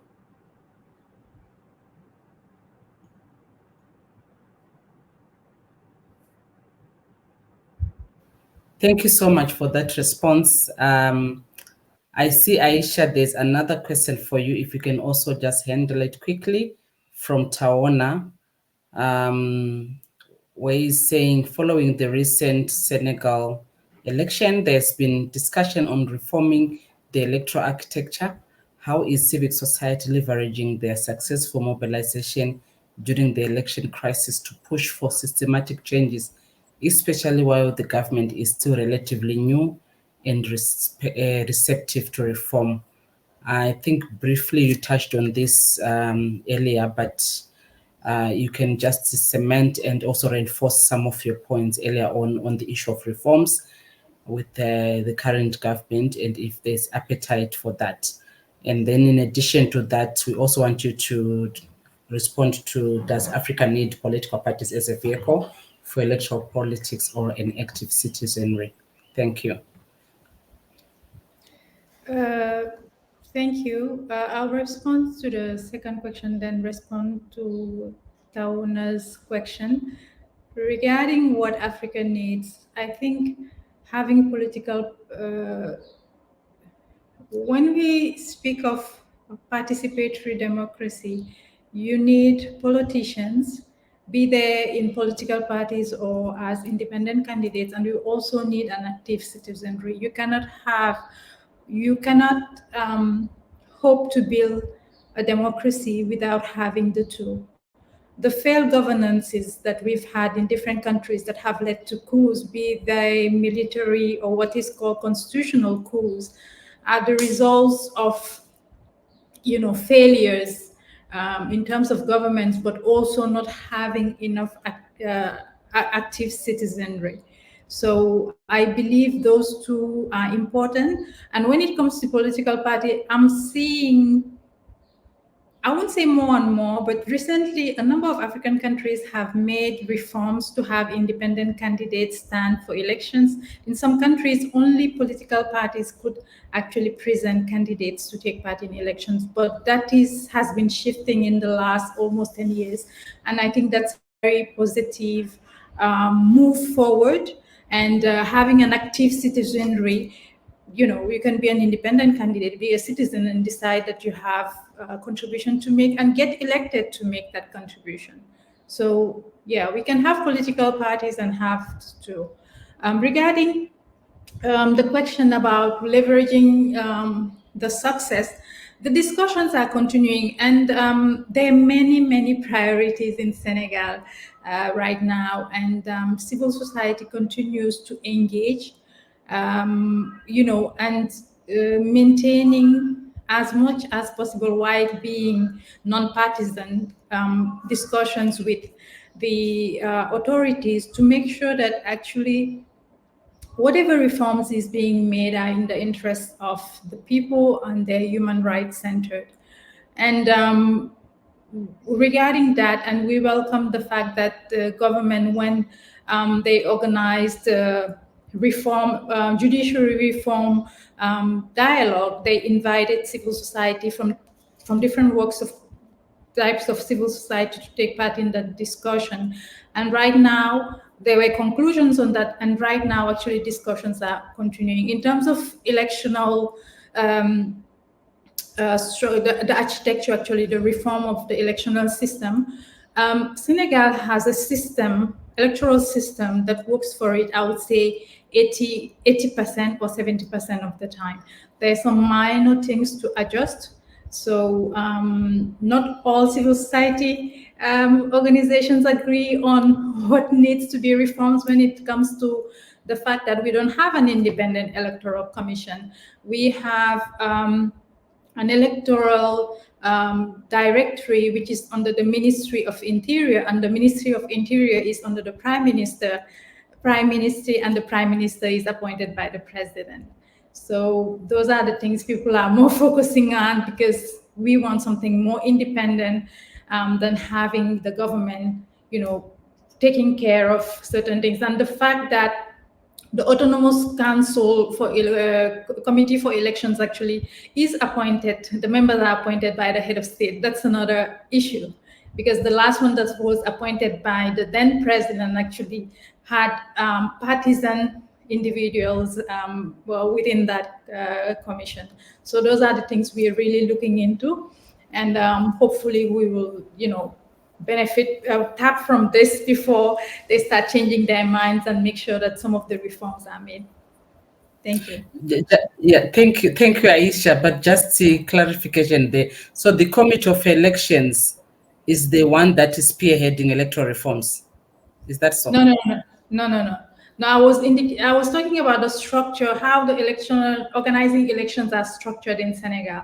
We have an autonomous commission, and within it you have members that are appointed by the head of state. And you have an a body that organizes election, which is under the Ministry of Interior. Like the EMB. Yeah, it's under the Ministry of Interior. So that office depends on the Minister of Interior, who's most of the time is a politician appointed by. Yeah. So there's an issue of partiality there. Okay. So who is spearheading electoral reform? Is there like an electoral reforms committee, or is just Not civic yet. society? Not yet. Government, the election commission put. Okay. So No. different institutions are pushing for electoral. We have mostly some sectors of civil society are calling for the reforms. Some political parties are calling for reforms. The reform are not yet spearheaded. There are some informal discussions happening, but nothing has been started yet. Okay. Is there some form of coordination ensuring that you are coherent, you are speaking with one voice, or you are just shooting from different directions? No, there is a coalition of civil society organizations on elections. You have the big one and you have other ones. So discussions are happening at that level for now. Then, because we have to agree as CSOs on some points, and then be able to discuss with government when the time comes. Okay. Thank you for that clarification. So I want to go over to N, Katurima.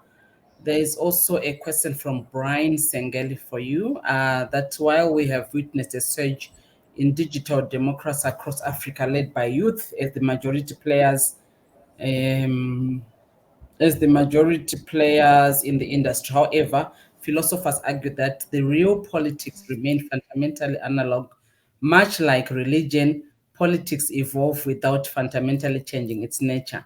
In light of the recent events, this raises the question, would these shifts diminish the influence of civic society in electoral processes? Yeah, I think you meant electoral processes. So N, I think that's the Generation Z vis-a-vis civic society, if I can summarize that way. So over to you, N. Thank you, Ellen. Thank you, Brian. An interesting question, if I may put it that way. And we are looking or staring at a people for a very long time who have not been seen in the mainstream politics per se. But this is an electorate that have come of age, fully and highly educated, if I may put it that way, and also conversant on what is going on. Because in their generation, that is when they are seeing that this road, for example, was allocated these billions of shillings or dollars, but it has not been repaired, or it has not come to. It has not materialized. So they are feeling that indeed, if we sit on the sidelines, then decisions will continue being made by other people. But now coming in on the civil society, and the question that we keep on asking at the end of the day, who is funding the civil society, for example? If we do now the crowdsourcing, maybe a way to go for us is in terms of crowdsourcing, we fund our own civil society so that the agenda is ours and the agenda is not someone else. Because as long as someone else somewhere is the one paying the piper, the tune will always be skewed to the one funding the civil society, for example. So how can we leverage? I come back again to the issue of highly educated young people who are so conversant with what is going on. It is no longer any other time where you're told that things go as it were. Then we strengthen these young people in terms of the civic education, finding our own processes. And this one, I can take a good example for Kenya, for example. The young people who are now coming out, they're the ones who are funding the process. You come, you put a pay bill number, and people contribute to it. They contribute 1 shilling, 2 shilling, $1, $3, and you're able to put the government in check, as it were.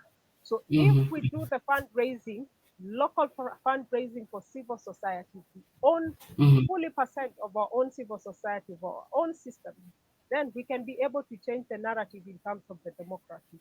And we can also put in check whichever president, whichever government that is elected of the day, we are able to put them in checks and balances. Because if I also look at a good example of Kenya, we don't have any opposition currently. So our opposition currently is the young people. Opposition now is in government. We don't even know what you call it anymore. They call it a broad-based government, but the whole opposition, the whole government is in government. So the opposition is left with the young people. So if we do some of these things, we can be able to put the government in check and also the politicians in check. Wow, interesting. Thanks, Anne, for that. Quite interesting that the opposition is now the Generation Z. The opposition is in government. I think those are interesting insights. So I want to go to Bonolo. I had a question for you on the coalition government in terms of the face of maintaining the unity, the effective governance in a particularly fragmented political landscape. We want to know your insights on that. And if you can also touch briefly on what lessons can other African nations learn from South Africa's transition to the coalition governance, and how can these lessons be applied to enhance political stability in Africa? I think those are the two questions that I want you to respond to quickly. And then I go back to the other panelists as we now start concluding our discussion. Thank you, Ellen. So I want to start here by saying this idea of the government of national unity in South Africa's political history is not a new thing. So in 1994, after our first democratic elections, what President Madiba did at that time as an attempt to bring some political stability and political stability, having transitioned from a very painful and oppressive system, he established what he then called a government of national unity, where he had President Thabo Mbeki and the then president of the apartheid government, F.W. de Klerk, as his deputy president. And so this was part of the interim constitution that was adopted, I think, in 1993. So what we are seeing now with the current, whether we call it government of national unity or we call it coalition government, I think what is important to highlight here is that this current coalition is not a constitutional imperative, as it was the case in 1994 with the interim constitution. It's rather a matter of, a popular imposition dictated by the election outcome. And I think that's an important thing to highlight, that I think if political parties had a choice, they wouldn't actually even entertain the idea of coalition government. It's a thing of political expediency because of the election outcome, and particularly because coalition governments are a very difficult art to manage. Again, in South Africa, we are seeing this for the first time on national level.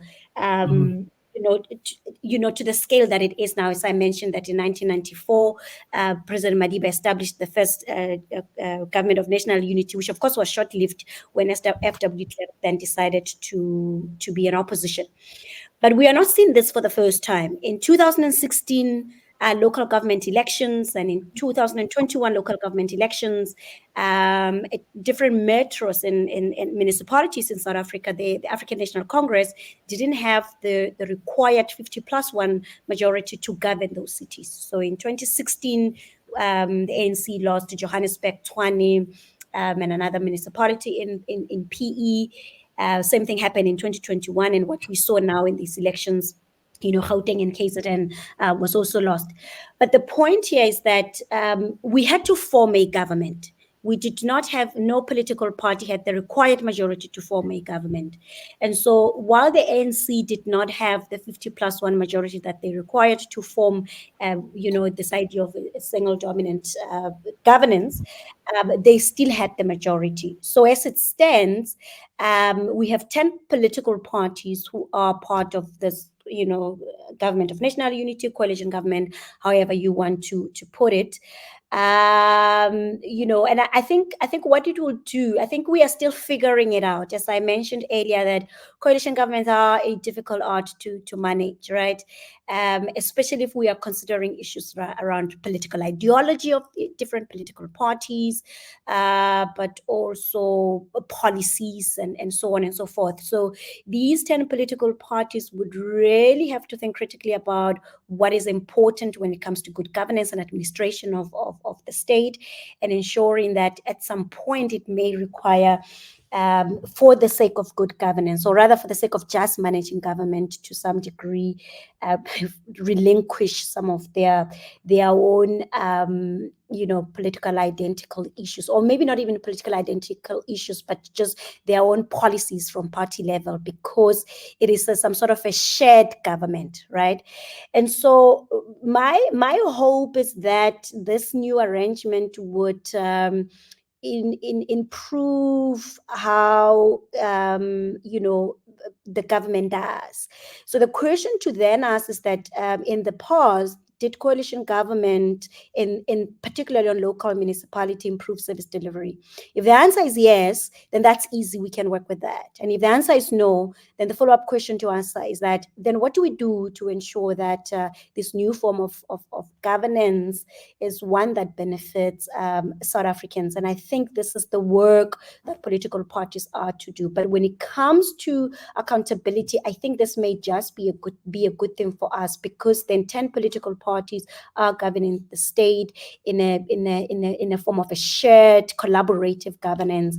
And I see these political parties being able to really expose some of the rot that we saw there. And the DA, as the second opposition party in South Africa, has been saying that while we are in government with the ANC must also remember that we are to hold them accountable. And one of the things that you mentioned earlier, Ellen, as I move from this coalition government idea, is this idea of political parties that really contributed in the independence, particularly in South Africa with the ANC. I think we what we saw in South Africa, and what we see now in South Africa, particularly with these elections, is two type of voters, as I mentioned earlier: the legacy voter and the issue-based voter. And so a lot of young voters, or not even just young voters, are starting to ask the question about who actually is interested in what we want to see. So people are moving from just voting for a party, offering their vote as a legacy vote because of the idea of independence, but identifying political parties that represent their interest. And I think opposition parties really need to work hard to when they campaign, and even when they think about their manifestos, because what we see in South Africa is that opposition parties, at the core of their narrative, is exposing how the ANC has not been able to meet the needs of its citizens, and rather than offering an alternative to citizens to say, this is what we are to offer you. And I think if we think about a party like the EFF, for example, that has been around for some time, a new party like MKP that was established in November last year, was able to take a lot of the votes from South Africans. So now they are the second opposition party, and the EFF has now moved to the third. And so we are in a political landscape where really we recognizing that, you know, the single dominance idea is not working. We're exploring viable alternatives. Are the viable alternatives there? Perhaps the fact that there was no party that had the single majority that's required to govern, that on its own speaks to the fact that it's really difficult to now offer our votes to one party. Thank you. Thank you. As an academia, a person who is doing a lot of scholarly work, do you think we are likely going to see this trend maybe spreading across Africa, or you think that it's a unique position that South Africa is in? What do you think? And I also want you to touch a bit on the you said the coalition government and the local authority, in your view, they've been working because of enhanced transparency and accountability. So are we going to see one of the parties in the coalition government being swallowed, or we're going to see them coming out of this coalition come the next election being much stronger than they were before? What do you think? I want you to give us more like an academic perspective on this one. Over to you. You're putting me under pressure here, Helen. I think one of the things that we must mention is that South Africa is not an exception. We've seen coalition governments in Zimbabwe, in Kenya, in Lesotho, which other country in Africa? Nigeria.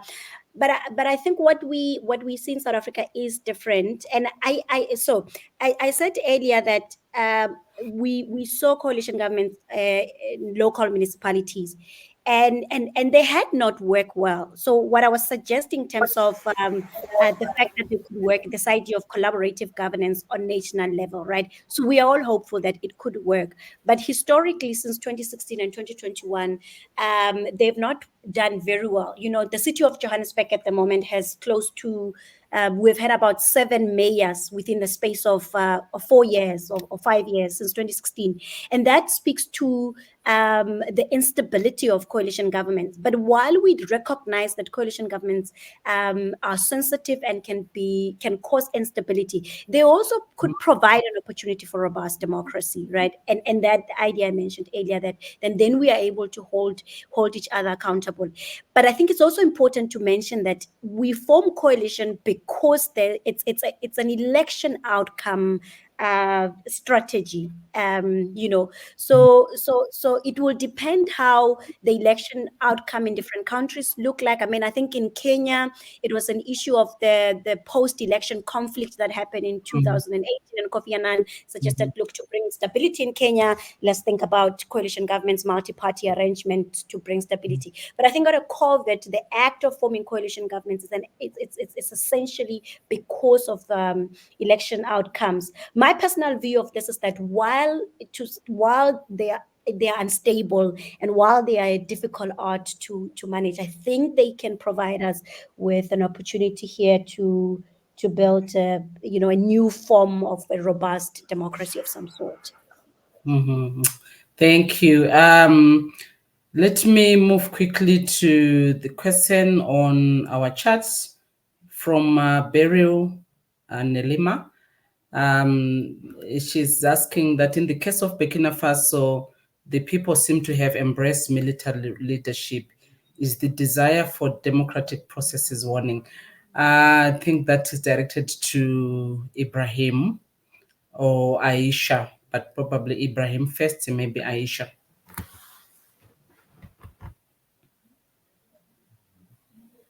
So I think maybe I can give a shot at answering the question. One of the things that we saw, and I think the whole world saw it in many of these countries after these unconstitutional changes of government, was there was a lot of jubilation in the streets, and I think this was as a result of what was perceived as the failure of democracy to provide what I would call economic dividends or to improve the lives of the citizens. And increasingly, in some of these countries, especially using a lot of anti-imperialist rhetoric, it seems like a lot of citizens are happy with having military regimes in place of democratic governments.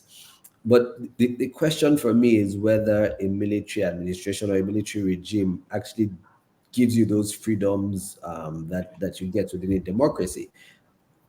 We see in Burkina Faso, for instance, where citizens are forcefully conscripted to go and fight at the front lines, and you do not have a choice whether to fight some sort of insurgency or some sort of internal war or not.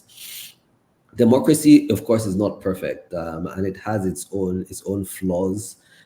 However, it is still the best form of government because it gives citizens the right to choose. It protects a lot of your rights. You do not have to be conscripted into the army and so many other things. But I believe that it's very important that civil society organizations work in those spaces in very difficult circumstances, I must add, to also increase the levels of civic education to understand why democracy is a more preferable system of government. But I'll also defer to Aisha to also provide some insights.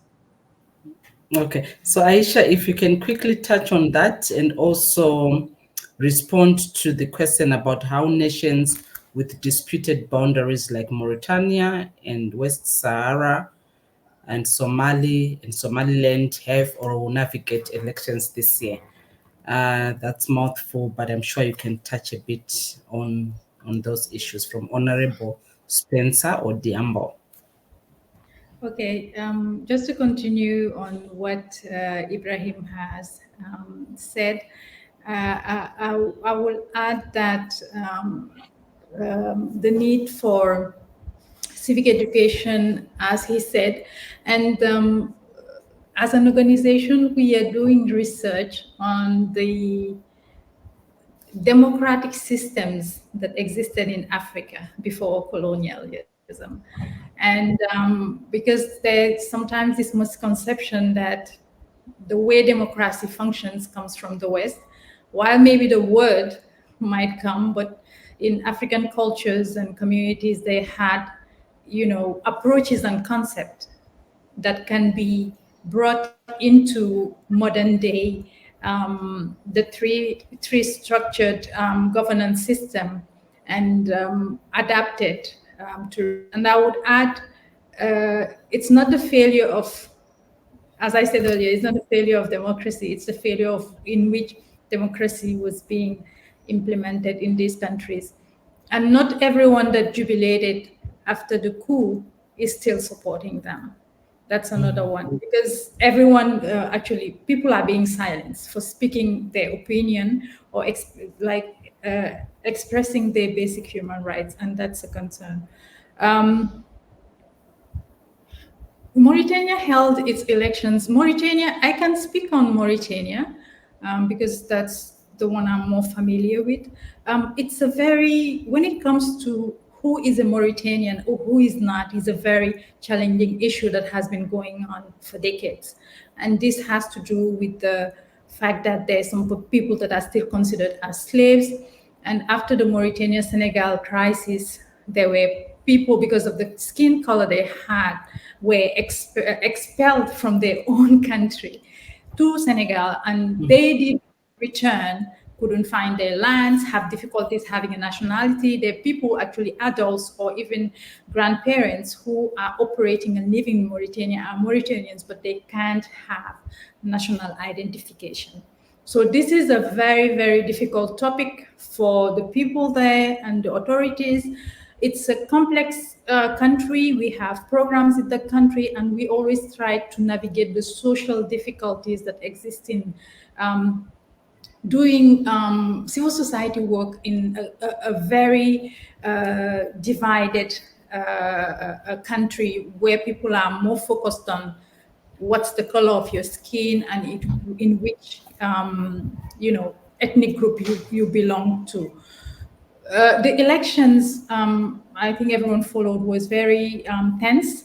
There's one thing to comment. This is the second time, or I would say the first time, because the previous president, Aziz, actually, he came through a coup, got elected, got re-elected, then transferred the power to the current president. So this is the second time that there's a peaceful, in quote, change of election that happens and someone has been elected. So again, there is this situation of countries that have drawn to military rule and dictatorship have difficulties getting out of that and being able to live into it. You cannot talk about elections or governance issues in Mauritania without tackling the issue of race and ethnicity, and that's very difficult.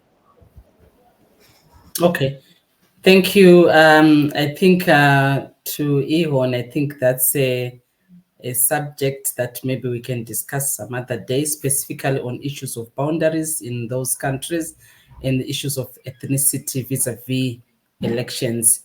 Allow me to ask Ain to respond to a question from Lovejoy on Rwanda. He's saying that in terms of the media freedoms, how free was the media during the election time? Because too often he's saying he reads about all positive news during the Rwandese elections. Is it all that good that is it all that good, or there is suppression of some electoral irregularities? So Ain, if you can quickly respond to that. I think my panelists, if you can also check the questions in the chat so that you start preparing. I'll be calling upon you to also respond so that we finish all the questions before we close. And over to you. Thank you, Ellen. In terms of the media freedom, what we saw was,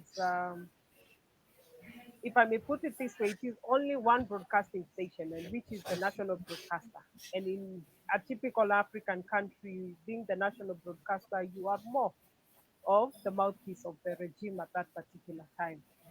So in Rwanda, in terms of the media freedom, I wouldn't say it is curtailed, nor is it oppressed, but people in Rwanda have found a way to, for lack of a better word, to censor themselves in terms of what comes out of their mouths, in terms of what they report out there. Is it a good thing for them? Maybe it works out. But for other people, like people in Kenya, who, for us, we enjoy the media freedom, we feel like people are being suppressed. But when you go there and you talk to around this, they tell you our media is free, our media is objective, and that's exactly how it is, because it is controlled by the ruling government. But also remember, in terms of the opposition politics in Rwanda is so minimal, if I may put it that way. So you cannot even start gauging and saying that you're measuring it to what? If you're measuring it to Rwanda, it is fine with them. But if you're measuring it with the region, that's a different ballgame, as it were. But in the case of the media freedom, we saw the media trying to project as much as possible and also saying, as it were, on the ground, which was the actual fact, as it were. So was there fair media coverage of the opposition and the incumbents in your analysis and observation? With that one state media, how was the opposition covered? A non-state media opposition, it's actually non-existent, if I may put it that way. And if you look, there were only 3 candidates for presidential. And the support base for these people was so minimal, apart from President Kagame, the support base was so minimal. So even in terms of the media coverage, it was more of a, I would put it as a footnote down there. The President Kagame was the one who was given more of the limelight, but also speaks because of the support base. Yeah. I think that answers the person who has asked that question. So to Nigeria, quickly, just to respond to the question that how effective is collaboration between civic society and the NEC, the Electoral Commission, in ensuring free and fair elections, whether in the national elections, local authority. We just want to know the relationship between the 2 institutes. So if you can quickly respond to that, Ibrahim, over to you. Thank you so much. So there has been collaboration between civil society organizations and our election management body, which is known as the Independent National Electoral Commission, INEC. While the election management body has a budget, for instance, for voter education, if I remember correctly, only about 1% of the election management body's budget, 1% of the entire budget is for voter education activities.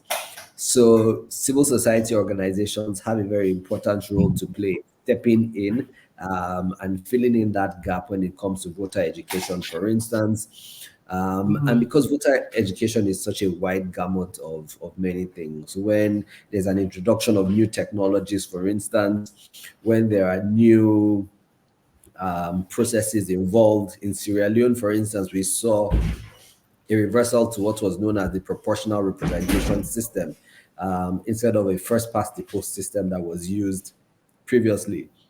Civil society have a role in playing all of that. Have a role in playing doing things like that, even when it comes to building trust, for instance, because across election management bodies, not only in Nigeria, but from a lot of the elections that I've witnessed across the continent, there's an erosion of trust, public trust in election management bodies.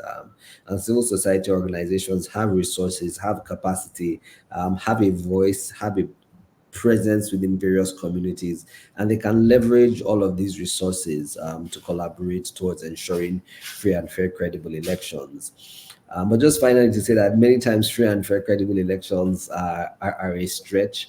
But if we can say free and fair elections are a stretch, if we can say we have credible elections, an election that truly reflects, despite the challenges, because even the best of elections have their own challenges. But if we can say that these elections are credible enough and truly reflect the will of the citizens who have gone out to vote on election day, I think it's a win-win for everybody. Yeah, I also think that as Yaga Africa, I think we also have direct programs that you do with the Electoral Commission, if you can confirm. And I think in addition to what you're saying, it also depends if the EMB is welcoming civic society or wants to collaborate or complement the work of civic society, or vice versa, civic society complementing the work of the EMB. But that relationship, I think, is it's needed for checks and balances, as well as just to enhance programming activities that are targeting the citizens. So thank you for that response. There is another question. So the last one is just a comment, I think, to N. I don't think anyone to answer that from William. Why does Kagame fear a strong opposition? I think that one is, I don't know whether you want to answer, but I don't think you should. And then Lovejoy, again, there's a question to Aisha. Lovejoy saying, in the context of West Africa evolving democratic landscape, how you view the balance between maintaining public order and protecting citizens' rights to freely express political frustrations. What are the key challenges civic society faces in advocating for these freedoms, and how can governments ensure peaceful dissent is supported rather than suppressed? I think in respect to doing demonstrations or doing some actions towards any form of suppression in a country. So Aisha, if you can just quickly touch on that, and when you finish, respond to that question, give us your parting shots, and I'll do the same for all the panelists. Over to you, Aisha. So in 1 minute. Yeah, 2 minutes. It's difficult to navigate security and freedom, especially in countries, like Burkina, Mali, who have the insecurity with organized group wreaking havoc, and even in northern Nigeria. But this is something that comes with governing, actually. So the government should ensure that they protect the basic rights of peaceful protest, and when they protest, actually, the security forces who are trained to de-escalate any violence that might happen without hampering on people's rights. There should be space actually for constructive criticism and allow dissent to happen, because that contributes to, reinforcing or building the country. And also some of our laws actually, and when it comes to freedom of assembly and freedom of speech, what I call in French, loi bateau, which are like, they're like ships. You don't necessarily know what's inside, but it's global. It has to be more detailed and clear in countries that have to deal with this. When it comes to challenges for civil society, you have restricted access to public spaces, you have crackdowns, you have being perceived as an opposition, actually, just because you are trying to, stand your ground and doing what's right. And one of the ways that government can help is there needs to be continued discussion between law enforcement authorities, government, and CSO to make sure that there clear guidelines that are put in place, and that everyone understands, to make sure that freedoms are preserved. So when it comes to my parting words, I want to thank AHON for organizing this session, which gives a cross-cutting, view on what's happening in every other country, and also for the great questions that have been asked by the participant. It shows the interest they have in, moving the continent, forward. And thank you, everyone. And I will just encourage civil society organizations and youth organization to continue pushing despite the different challenges they're facing in the different very crazy environments sometimes that they have to operate in. Thank you. Excellent. Thank you, Aisha. I'll move to Ibrahim. Your parting shots and maybe 3 recommendations to the different stakeholders in this webinar. Thank you so much. I think I'll follow from my big sister Aisha. Say thank you for putting this together. We've seen a lot of diversity across the continent in terms of the panelists and the those who have joined in as well. We talk about 2024 a lot, and for us, 2024 is the election year. It's the year where the highest number of citizens across the world are going to go and cast a ballot or 2 or more for an elected leader, for the elected leaders.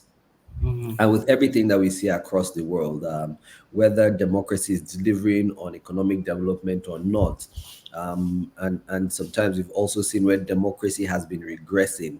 I think it's important, my final words, especially to citizens, especially to young African citizens, is not to give up hope on democracy, because we can see that democracy has the promise to deliver on the dividends and improving the standards of life that we want to see. But it's not going to happen by its own. We must organize, we must advocate, we must put in the work, we must hold our leaders accountable. And so as we discuss some of the challenges that we've seen across the continent moving forward, I think the first step is to participate in the electoral process. That's one of the ways that we can get involved. But beyond that is how can we hold our leaders accountable for the promises they made before the elections and continue to strengthen our democratic practice across the continent. Thank you, Ibrahim. Thank you so much for the interesting insights.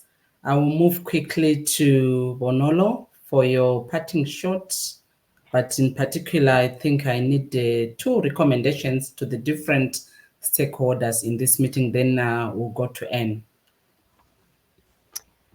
Thank you, Ellen.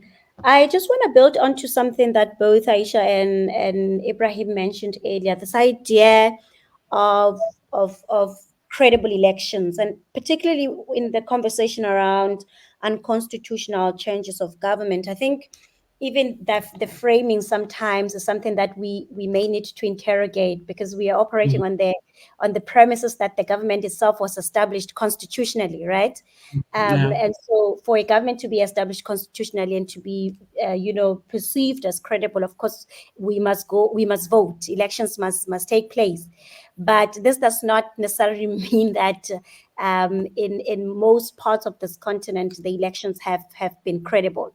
So I think one of the things that I think electoral management bodies need to really, pay attention to, but also civil society in holding electoral management bodies and states accountable, is strengthening weak institutions. So we have seen that the electoral management bodies, to some degree, have been very weak, and this is why, we've got cases where elections are rigged and so on and so forth. So we must not wait for the military to take over. We must not wait to see political instability and that has multiple layers to it in terms of even peace and security in Africa. We must really interrogate ways in which we strengthen institutions that are to protect democracy and promote accountability and transparency.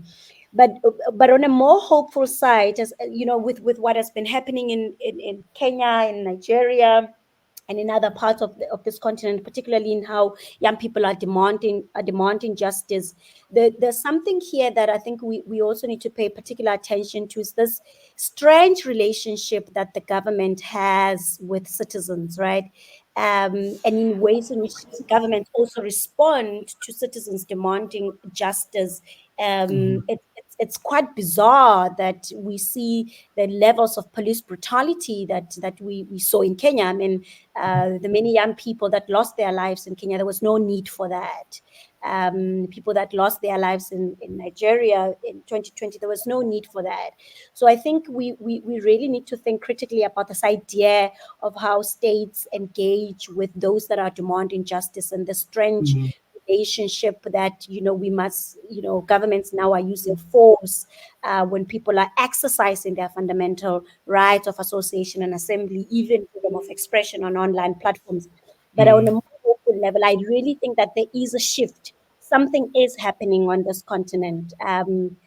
Something I remember when the protest was happening in Kenya, I was talking to a Kenyan friend of mine, and she was saying to me, as much as she laments and she's heartbroken of what is happening in Kenya, but she's also hopeful that there's a shift and there's something happening. And of course, I would like to see us come to a point where this shift does not have to result in other people losing their lives. So yeah, I think really we also need to think about very creative and innovative ways of building democracy, even outside of these spaces that are advocacy space and academia space. How do we bring the place of art and media as well in building democracy? I remember in 2022 December, Ellen, I was You need to wind up, my dear. I'm gonna wind up now. I was in Okay. Harare, and I went to Winky D's concert, and where he released that song Zimbabwe that speaks to to democracy, right? And I think those are some of the creative ways that we also need to explore in how, when we think about building strong movements and building democracy, we must take them outside of our classrooms. We must take them outside of these kind of organized civil society spaces and think about where's the place of art and media to help us really reimagine an Africa that contradicts our current reality. Wow, thank you. Excellent recommendations there. And just to buttress what you have said, maybe to also include intergovernmental organizations, the government, to ensure that they also strengthen the institutions in African countries, especially our RECs. I think they also have a role to play in strengthening institutions. Allow me to call N. There's a question for you. I don't know whether you want to answer that. Why does Kagame fear strong opposition candidates? And then give me 3 recommendations, your parting shots, and then we wind up in 1 minute.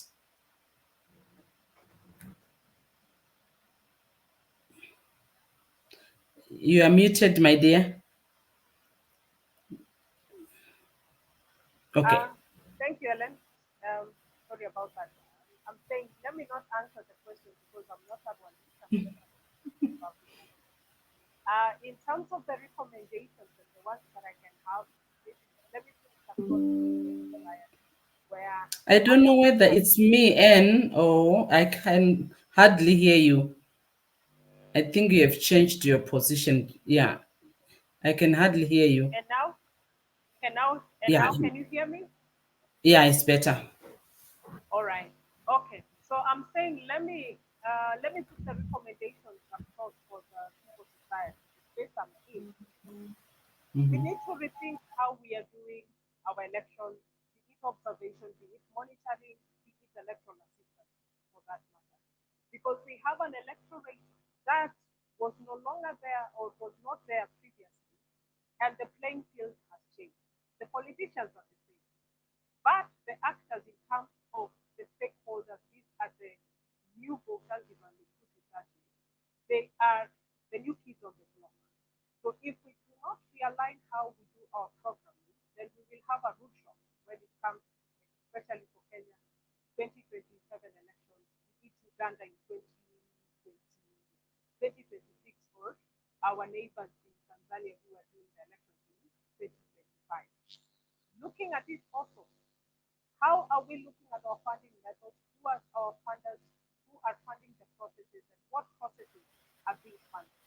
That is a conversation that maybe also should start now when we are talking to the donors or the development partners.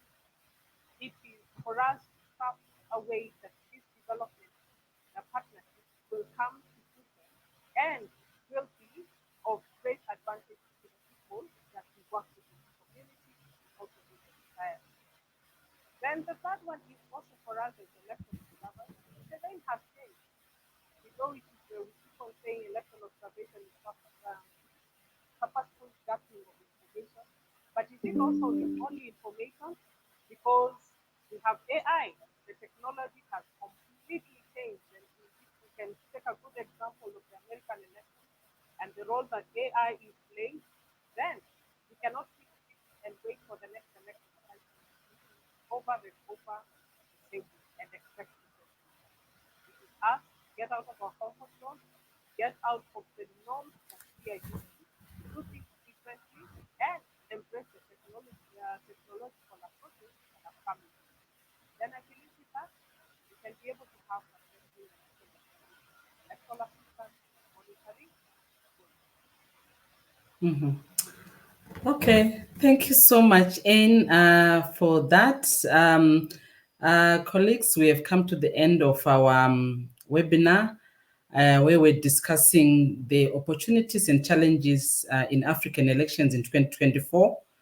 And we discussed countries like Chad, Comoros, Mauritania, Rwanda, Senegal, South Africa, Burkina Faso, and so forth. So we really want to thank you for listening. But may I call upon the coordinator of IHON, Ilog Mule, to give us the closing remarks. Over to you, Mule.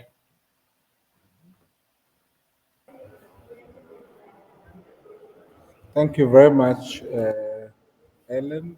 This is Marcus. Mule is making a presentation, so apologies It's for okay. that. It's All okay. right. So, for the purposes of everyone else, my name is Marcus. I'm the programs coordinator here at ELOG EON. Now, my work is just simply to thank everyone, starting with our audience that have been keenly listening, keenly following the information that is being shared, that have been participating in the conversation. Also to thank the panel members that created time and their own resources to be in this forum, and to also thank you, Helen, for agreeing to moderate the sessions. We know that elections are a cornerstone of our democracy, and as such is of public interest. So elections that are happening in any part of the country, any part of the continent, becomes a business not only of those members of those countries, but also for the region and also for the global community. And so we take elections very seriously, and we hope that lessons that we have learned the challenges that we have been able to identify, then inform our strategies as the actors in the space, as well as inform our lobbying and advocacy for good governance through elected democracy. So once again, thanks to the team here at EON, ELOG, Ian, and the team for supporting this process. And on behalf of the East and Horn of Africa Election Observation Network, EON, we thank everyone for creating time. We thank everybody for participating, and we look forward to future engagements. We'll be able to share this report, the audios, with everyone else in this forum, but also even our publics to be able to follow the conversations as they happen today. Thank you very much, and over to you, Ellen. Thank you once again to ELOG EON. I also thoroughly enjoyed the discussion. I think our technical team can now end the webinar. Thank you. Over to you, the technical team, Ian.